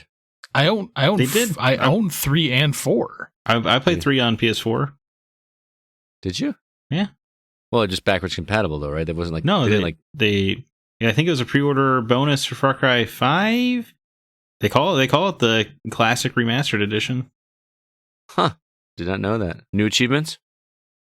Yeah, I think so. I mean, it wasn't like a PS3 list of trophies. I'm just saying because that's a. I mean, I know I'm dumb for having this, but like, when I have an incentive to go through and play a game again to get more achievements, I'm more apt to do it than just play it just for. It is a fun. fresh list. Yes. Yeah. I thought you were asking, did they redo what you have to do for achievements? Oh, no. Is it like a fresh... Yeah. Yeah. Like, can you get them again? Whole new game, baby. Man, we had to do that. Because Far Cry 3 was so much fun. It felt good. I was going to say, that actually should be a thing for any remaster. Change the achievements, please. Oh, actually change them to be something different? Yeah, like add some new thing. No way. You know just as well as I do with a lot of games when they get remade. There are things that people find in games, like dumb ways to do things. Make those achievements, please. Because it's fun, like blow up all the red barrels. Like, it's just something different. Make me want to play your game even more. Make you want to experiment. Yeah. I got it. Well, let's go ahead and jump into it. What games come to mind when I mention sequels that stray from the original formula? Well, I'm going to start off with a comment. All right. From Sean Coates. I would say Grand Theft Auto 3, even if one were, say, they sometimes like to dabble older GTA titles. I highly doubt that was GTA 1 or 2. Also, Assassin's Creed Origins, I say, drastically shook things up. Both of these fall deep into me because one of the first games I played on the original PlayStation was Grand Theft Auto 1. Which, if you remember, those were just like over-the-head actual car games where you were stealing cars. And they were tough, too, weren't they? Oh, they were really hard. I wouldn't say they were hard. I would say that they were unfair. Yes. Those games were mean. And it's funny because that entire genre spawned from a glitch. Yeah. How so? The police were not meant to be that difficult. Oh, really? So when you started getting more and more stars and the police start like running civilians over and plowing through cars to just destroy you, the way they coded it was the police was like, do everything to stop this. And basically the police cars would draw a straight line to you and just everything in their way they would just destroy to get to you. Gotcha. Which is why they became so hyper aggressive in the later games. But yes, Grand Theft Auto, for me, like I loved Grand Theft Auto 1. I loved Grand Theft Auto 2, which is the one that in the UK. Grand Theft Auto 3, never finished it. Same with 4 and 5. I've never finished them because I get bored. See, I finished 5. That's the only one I've ever finished. I was determined. I beat 4, all of its DLC, and 5. I guess I beat San Andreas. That game kind of sucked, though. Really? I thought that was everybody's favorite. The middle of San Andreas sucks. The beginning and the end are good. Okay. It's about twice as long as it needs to be. I have more fun just listening to the radio in those games anyways. Yeah, I mean, that's kind of the highlight, drive around. But you can't deny that GTA 3 was an absolute revelation. Oh yeah, it was a huge change from what the last two were. I also didn't think it was great even at the time, but you even when I was 10 when that game came out, I understood like, oh, everything's going to change. Yes. Assassin's Creed also, I believe, Origins completely shook it up and changed it for the better. For the worse, she said. It's all right. No, for the better. No, I took still what was think once 2 a is the great best. franchise and made it aggressively average, I would say. Oh wow, there's a phrase I haven't heard in a hot minute. Hey, I just want to pipe in a comment here from David Newman because he also mentioned Assassin's Creed. He said Assassin's Creed 2 and also AC Origins. Because if you think about it, AC2 really did change the formula as well. AC2 really refined the gameplay from the first. Still one of the best AC games. AC Origins completely overhauled the formula, making it full-on RPG. I know plenty of people miss the original style of the AC games, but I feel this was a much-needed change to probably save the franchise. I wanted to mention that because 2, I love the original. I know it was very repetitive. You kind of did the same thing over and over again. Yeah, I loved it too. I really enjoyed it, but they changed so much in 2. I feel like 2 is really what the series became up until they changed it to Origins. See, I think of 2 as a refinement, not necessarily like a huge change. Yeah. Okay. Personally, I throw it in the camp with Uncharted, where the first game was an idea and the second game was the execution. Okay, that's fair. Yeah, I can agree with that. I mean, the Assassin's Creed series, they've branched out even since then. I know, like the Assassin's Creed the Chronicles games. Oh yeah, the 2D like ones. 2D side scrollers, yeah. Yeah. And I'm like, wow, these were no, right, not again. Those are kind of spin-offs anyway. Yeah. But yeah, but for me, like, I don't know about you guys, but one of the biggest changes I can remember in my lifetime was Mario Brothers to Super Mario Brothers. Okay, yeah. Mario Brothers was just like a one-screen. It's a one-screen arcade. That's a good point pull, grab. my man. Yeah. Granted, I loved the original Mario Brothers, but Super Mario Brothers was a game changer for the entire industry. Oh yeah. Because instead of just one-shot still frame games, it scrolled. Yeah, it was like one of the first games that actually scrolled like that, other than like some of the space games from arcades. So I that's why I say I enjoy the evolution of games. Mm-hmm. So I think sequels changing is a good thing. Well, I mean, and that's what kind of spawned this whole conversation was Paper Mario. Mario has had so many evolutions of gameplay from the original. I mean, technically, wasn't he the villain or is that in Donkey Kong? Well, in Donkey Kong, yes, but then he was not Mario. He was Jumpman. Jumpman, right? Or I'm thinking Donkey Kong Jr. when he was the villain.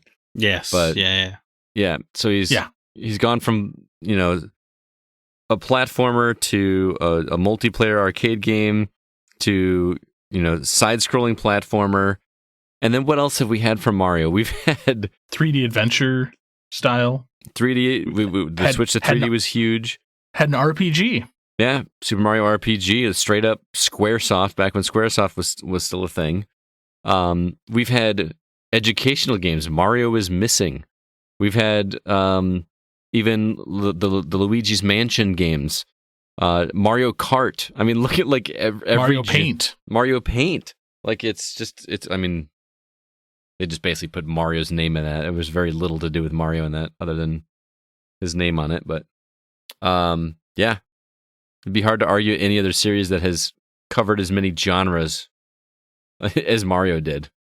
True. I will say sometimes at least in my opinion, it doesn't work out, like with Sonic the Hedgehog. Whoa, slow down. I did not like the shift to 3D on the Sega CD.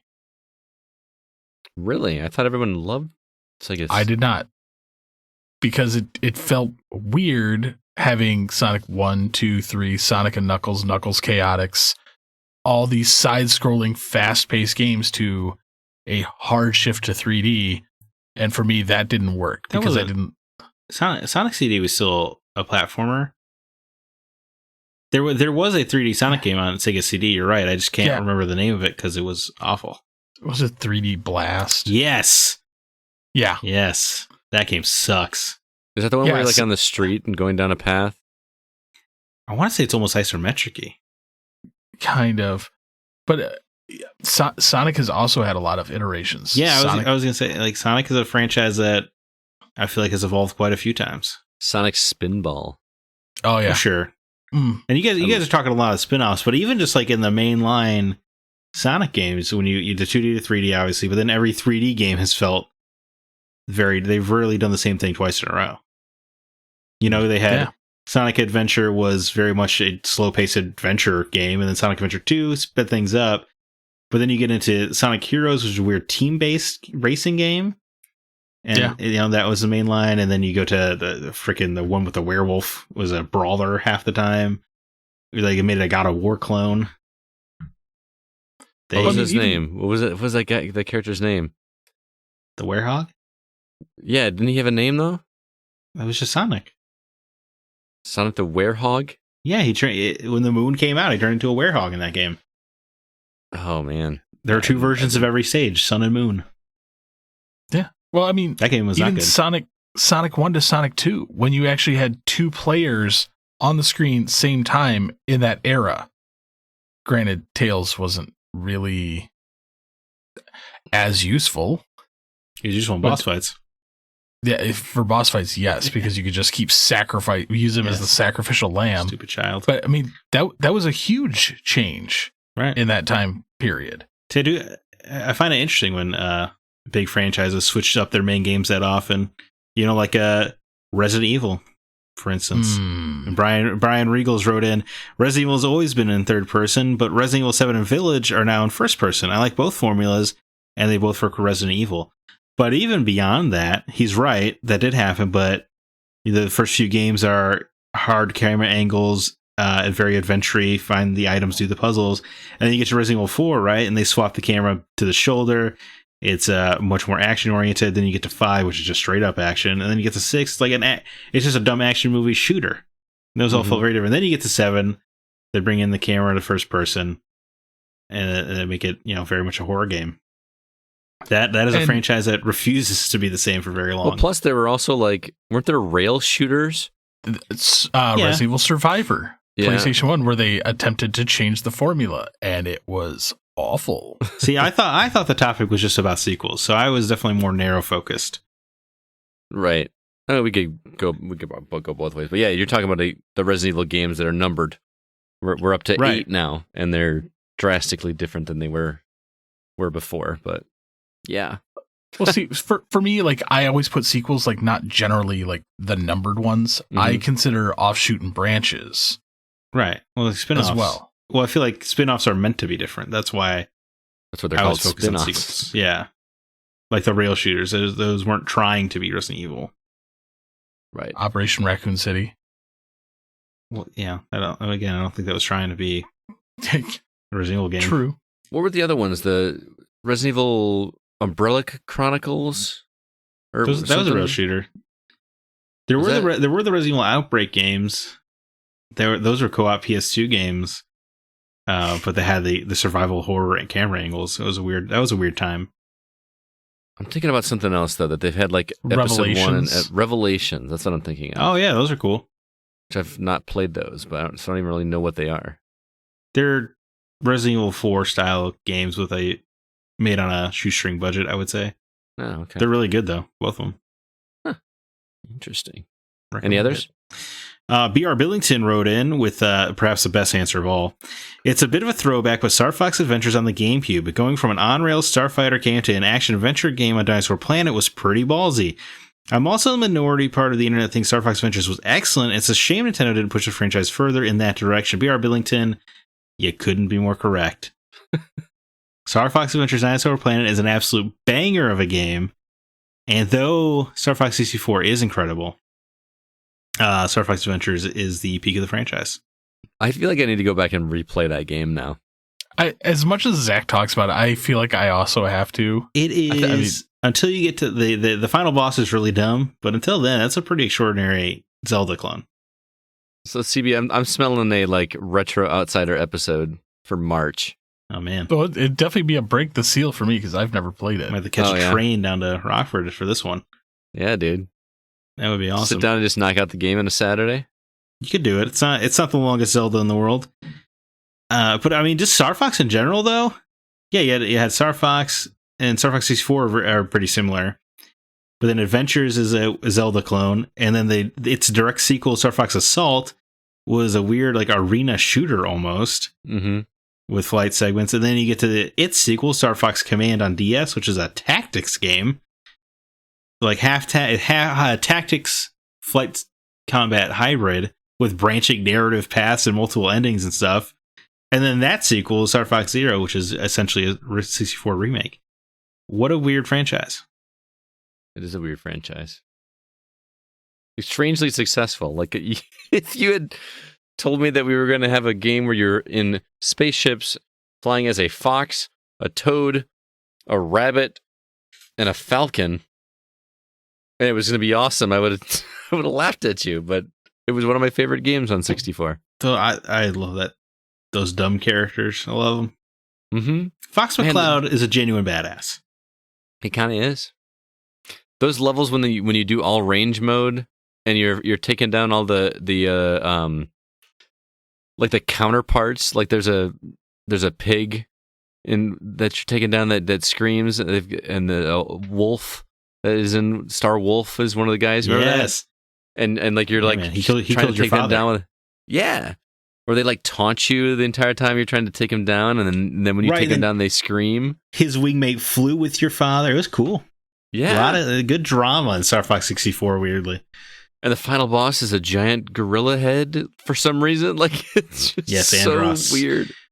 Yeah, but I was way into the B.R. Billington's right. The Adventures formula. I was really excited about the idea of sequels of those, like different Star Fox adventure on different planets. That sounded so fun. Yeah, I think we're gonna have to do that, CB. Yeah, get a 12-pack of all day, sit down in your basement and play through Star Fox Adventures past a controller. I'm down. Let's do it. Did you have any others, Zach? No, I mean, Banjo-Kazooie was a big one for me because everybody just wanted a third one. I don't understand why they made it a weird Lego game. That was very bizarre. Splinter Cell Conviction is an example that I love, where they took a very slow paced, methodical stealth franchise. There were, it was very much you're dead if you're seen, to this weird 24 style action thriller. Was pretty significant, and I know it made a lot of the fans upset, but I thought it was pretty great. Is that the one where you could mark the guys under the door with a mirror? Yeah, and then you press just the Y button and you headshot them all. Yeah. It was basically a make the coolest action set piece you can simulator. Mm-hmm. It's pretty... but speaking... I guess I do like these kind of different games. I appreciate having the balls to take a chance. Because for me, if you loved Splinter Cell Chaos Theory, it's always there. Right, that's true. So why not? Why not take a chance? More achievements, absolutely. Let's see. I got one from Jordan Derringer High. He said, first thing that came to mind for me was Breath of the Wild. I had to mention this because it was Zelda. And for me, I don't like it. Don't get me wrong, Breath of the Wild was indeed a good game, but it took everything I loved about the Zelda franchise, threw it in a dumpster fire, and lit it on fire. Good game. Wow. Very bad Zelda game. And I mentioned this one because I agree with it and disagree with it. I mean, it is a good game. It's hard to argue that's not a good game. Yeah, it's phenomenal game. But he's right in that it takes away a lot of things I loved about the Zelda franchise. That formula of massive dungeons where I acquire a weapon that I'm going to need to beat that boss, then I'm going to need to access the next dungeon. I love that formula. And that was noticeably absent from Breath of the Wild. Go ahead. I was saying, it's a rare case where it never got old. Yeah. For me, no matter how many times I did the same thing in Zelda, the only reason I didn't play Skyward Sword to completion was because I hated that intro so much. Took forever, right? But otherwise, like, those games are all real solid. And Breath of the Wild is kind of weird in my mind because I absolutely love it. But the more time passes, the more I'm like, I kind of want a real Zelda again, though. Right. Like, I don't want to jump back into Breath of the Wild. I want to go play another classic Zelda game. That's a great... I feel the same way. Whenever, like, I'm like, oh man, I could really go for Ocarina of Time again, or Majora's Mask, or man, even Twilight Princess sounds great. Or, like, I replayed A Link to the Past just last year. But Breath of the Wild is not a game I don't think I ever want to replay Breath of the Wild. Well, it's very long, for one. Well, being the only not, like, zealot Zelda fan here, I would much rather play any other Zelda game than Breath of the Wild again. I played it to completion on your Switch. I remember that. I immediately went out and bought it, and I have never even opened it because I have no desire to ever touch it again. Hey, keep that thing sealed, man. I just saw one going on sale somewhere for $750 graded. But I actually, when I was at work the other day, I brought my Nintendo with me because I started playing Castlevania, and I brought Zelda with me. Popped in Zelda, and I can still play through almost that entire game in under 2 hours. The original... Wait, what? The original Zelda? Yeah. It's not that long of a game, man. Okay, I'm going to have to see that. 2 hours. If you have the map and know where everything is, it's just boop, boop, boop, boop, boop, done. It's not a long game. Like, I believe the world speedrun is like under an hour. Well, that's got to be using glitches or something. I'm gonna have to look it up because the original Zelda in an hour without glitches, someone has beaten Final Fantasy VII in 7 hours. That's insane. So these wild, wacky things can be done. Did you see the speedrun of the opening level in Hitman 3? That somebody beat in like 8 seconds? They threw a hammer at the guy or whatever? No, it's like, I don't know if you've played the game. It's in that like giant tower in Dubai. And it's like they walk forward, they see the target above them, shoot him, turn around, see the second target on a bridge, shoot him, level's done. Like, it's insane. You kind of have to see it to just like Google it. It's kind of nuts. With glitches, the original Legend of Zelda, 27 minutes. With glitches, yeah. With glitches. So I'm like, under an hour, that is possible. I like speedruns, but I really don't like the ones that use glitches, honestly.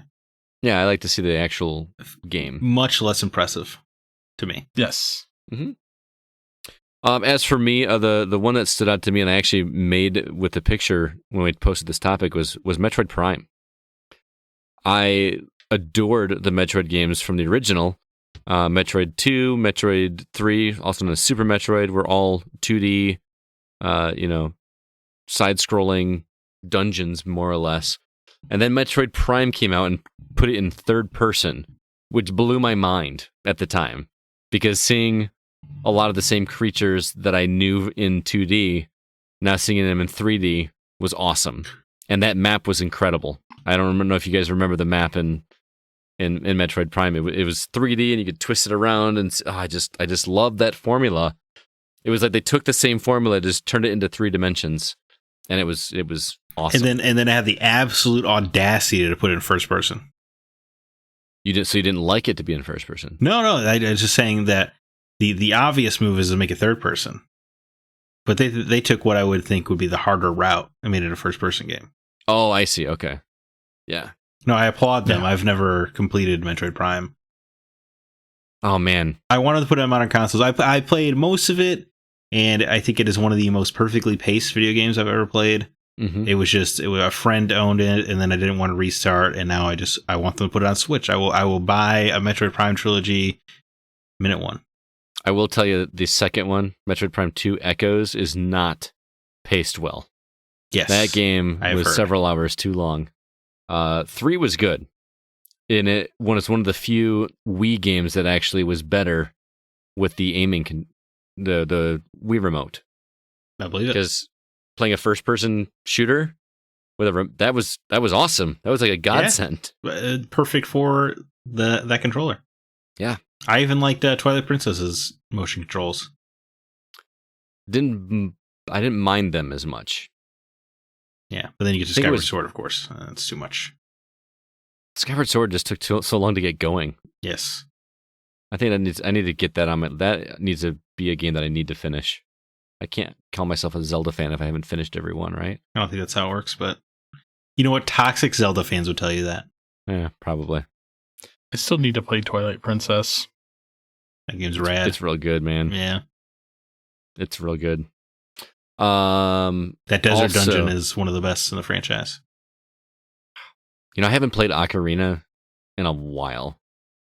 Yeah. I really hope that the rumors of that coming to Switch are true, because that's just a perfect way to play that game. I mean, Legend of Zelda 3D All-Stars. Do it. Do it. It would sell so well. Yeah, It really would. printing money. I mean, the whole reason we talked about this was Paper Mario, which I know wasn't the first RPG, because Super Mario RPG, Legend of the Seven Stars was the first RPG, and I adored that game. But man, how great was Paper Mario? It was a light RPG that was just super fun to play. Big and fan whimsical. of that. Big fan of the first one. Yeah, the second one had really great writing. Thousand Year Door. I've heard that. Yeah, I never played any of the additional Paper Marios. Yeah. I mean, those were the last two that were, RPG. After that, there was like Super Paper Mario, which was basically a platformer, with the paper aesthetic, and then the last one, which was a weird RPG. But then they went to like the Mario and Luigi series, which was basically Paper Mario without the paper aesthetic. Also had a great first entry. Which one was the first one? Was it Superstar Saga? Correct. Yeah. It was awesome. Those were great. The timing of those games and the action, so good. All right. Well, thank you to all of those that wrote in with responses, and thank you for the conversation, you two. It was a lot of fun. I had one other one. Thomas Becks. Fallout is the first one that springs to mind. It went from an isometric turn-based RPG to a first-person shooter. It was the change that kept me from picking it up for years. And I mentioned this one because it reminded me very much what you were talking about earlier with the Far Cry games. Fallout 3 was the first game I played in the Fallout series. And I've talked to a lot of people that have said Fallout 3 was the first game they played. Mostly because I think that's overwhelmingly the popular answer for that franchise, yeah. Right. And I've been nervous to go back to the originals because I don't know. I just don't know. I don't think you would like them. I still think Fallout 2 is the best of the franchise. I understand what Thomas is saying. Like, I've never played New Vegas or Fallout 4 because I was like Fallout 3. Oh, that was great, but let's get back to real Fallout now. And then obviously that's just never going to happen. Right. It would be cool if they did do like a little spin-off, little retro style Fallout game that was a isometric RPG. Yeah. It's not going to happen. I actually have one more that kind of hit me as we were sitting here talking about things. Donkey Kong. I thought about that one too. Yeah. Donkey Kong Country. Well, just Donkey Kong to Donkey Kong, 3 was a big change. Then Donkey Kong Country to the even current Donkey Kong iterations. Donkey Kong Jr. even was drastically different. So I mean, of course, Donkey Kong 64. Yeah. Do yourself Also a true. favor. Don't replay that game. Aged poorly. You have to redo every area 5 times as each character. You can see the coins and collectibles of the other characters while you're playing as, say, Donkey Kong, but you have to go back to a hub barrel and change into Diddy Kong and then go back through all the platforming segments again, doing all of his collectibles. Wow, that's annoying. That's just like a super cheap way to pad the game. Yes. Yep. Aged pretty badly.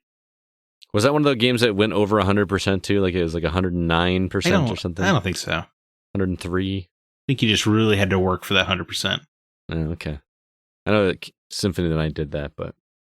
Shout out to my brother's childhood friend Nick, who deleted my 100% save file. Oh. I hope you got hit by a car. You've had that happen multiple times. That's the one that hurt the most. Really? How many hours would you guess it took? I mean, it took us, I feel like it probably took me and my brothers a year and a half, you know, because you were so much slower at games when you were a kid. Right. At least it's not as bad as deleting your brother's Final Fantasy VII save file right before he went into the crater. Ooh. Yikes. You did this, CB? On accident. I hope you get hit by a car now. So I could save my Gran Turismo file. Oh, well, okay, then that's okay. He should be apologizing to you. Come on. You had to save your car. Yep. All right. That was a lot of fun. Stay tuned for next week's topic. We'll be announcing that in the near future on social media. But that is going to do it for this episode of The Gaming Outsider. Zach, any parting words before we get out of here? You know what, man? I'm reading the Young Jedi Knight series from the mid-90s. There were kids' books that came out around there. Well, youth-oriented books. I mean, characters still lose limbs. Like, it's not really messing around. But they are an absolute treat. They're only 200 pages, like big font, so they're pretty easy to get through. I think I read the first one in like, an hour and a half, 2 hours, something like that. But it is so much fun. It's all about Han and Leia's twins, Jason and Jaina Solo, and it's kind of like Harry Potter for Jedi. Huh. Yep, it's a good series. Friggin', I skipped it when I was a kid, right? And I went right to New Jedi Order, but now like I'm regretting it. They're pretty great. Nice. CB, how about you? I powered through the Queen's Gambit. Oh, isn't that show so good? Absolutely tremendous. So good that I've actually pulled out my chess sets. Oh, really? Wow, okay. Yeah, I downloaded a chess app after I watched that show. I'm currently going to be teaching AJ how to play chess. And I also went to Tilt for the first time. Oh, that was a first time? Yeah, it was the first time I'd ever went. What'd you think? For those that don't know what we're talking about, Tilt is it's Tilted 10, which is an arcade. It's basically Dave & Buster's, 2 levels of Dave & Buster's without the restaurant. Well, they have a restaurant now, don't they? Yeah, they do. Well, the streak continues. Still a beast at claw games. What did you walk away with? Over 10,000 tickets. It's over 9,000. Okay, so they have one of the claw machines with like the big claw machines with the balls. Mm-hmm. Yeah. I gave away 3 of them. Nice. You just wanted to play it? It's a claw machine, man. Like I can't not play it. I'm intrigued now. He's got a weird ability for these like skilled games. I want to go to an arcade for him and then like hang on his arm while he wins me a teddy bear. Yeah. Oh, I will do that just for amazing. You. Did you see the pinball machines? Yeah. I know Kevin was there with me. He brought his 2 boys because it was my son's 13th birthday, so he wanted to go there. So we played some of that. Kevin was highly disappointed because the Street Fighter 2 Championship Edition arcade machine was actually broken. Oh no. It's not an original machine, so it's like run on a PC, and the ROM that they have in it is a bad ROM. Oh no. So when the character gets too close to the edge of the screen, they like morph off the screen and then they come back and just kick the crap out of you. Oh wow. Interesting. As for me, I got caught up on a show that my wife and I like to watch together. I didn't get to watch it recently, but we got caught up today, actually. I don't know if I've ever talked about it before, but it is a tremendous television show. It's called This Is Us. I don't know if you guys watch it. Oh, yes. I know it looks like just a super sappy drama, and at times it is sappy, but I'm telling you, this is one of the best written shows I've ever watched. I come away from that show, I feel like I've never been more emotionally attached to characters as I am in This Is Us. I am consistently pissed off at some characters. I get frustrated with some of their decisions that they make. I have cried watching this show. The most recent episode, which aired a few weeks ago, they're starting back up again tomorrow, actually, as of this recording. What a powerful episode. And just the way the things that happen, sure, it's a little happenstance, like it's a pretty random coincidence, but very emotionally charged show. Don't let its advertised sappiness steer you away from it. It is it's worth a watch. So This Is Us. It always seemed like it was trying to inspire me, and I hate that.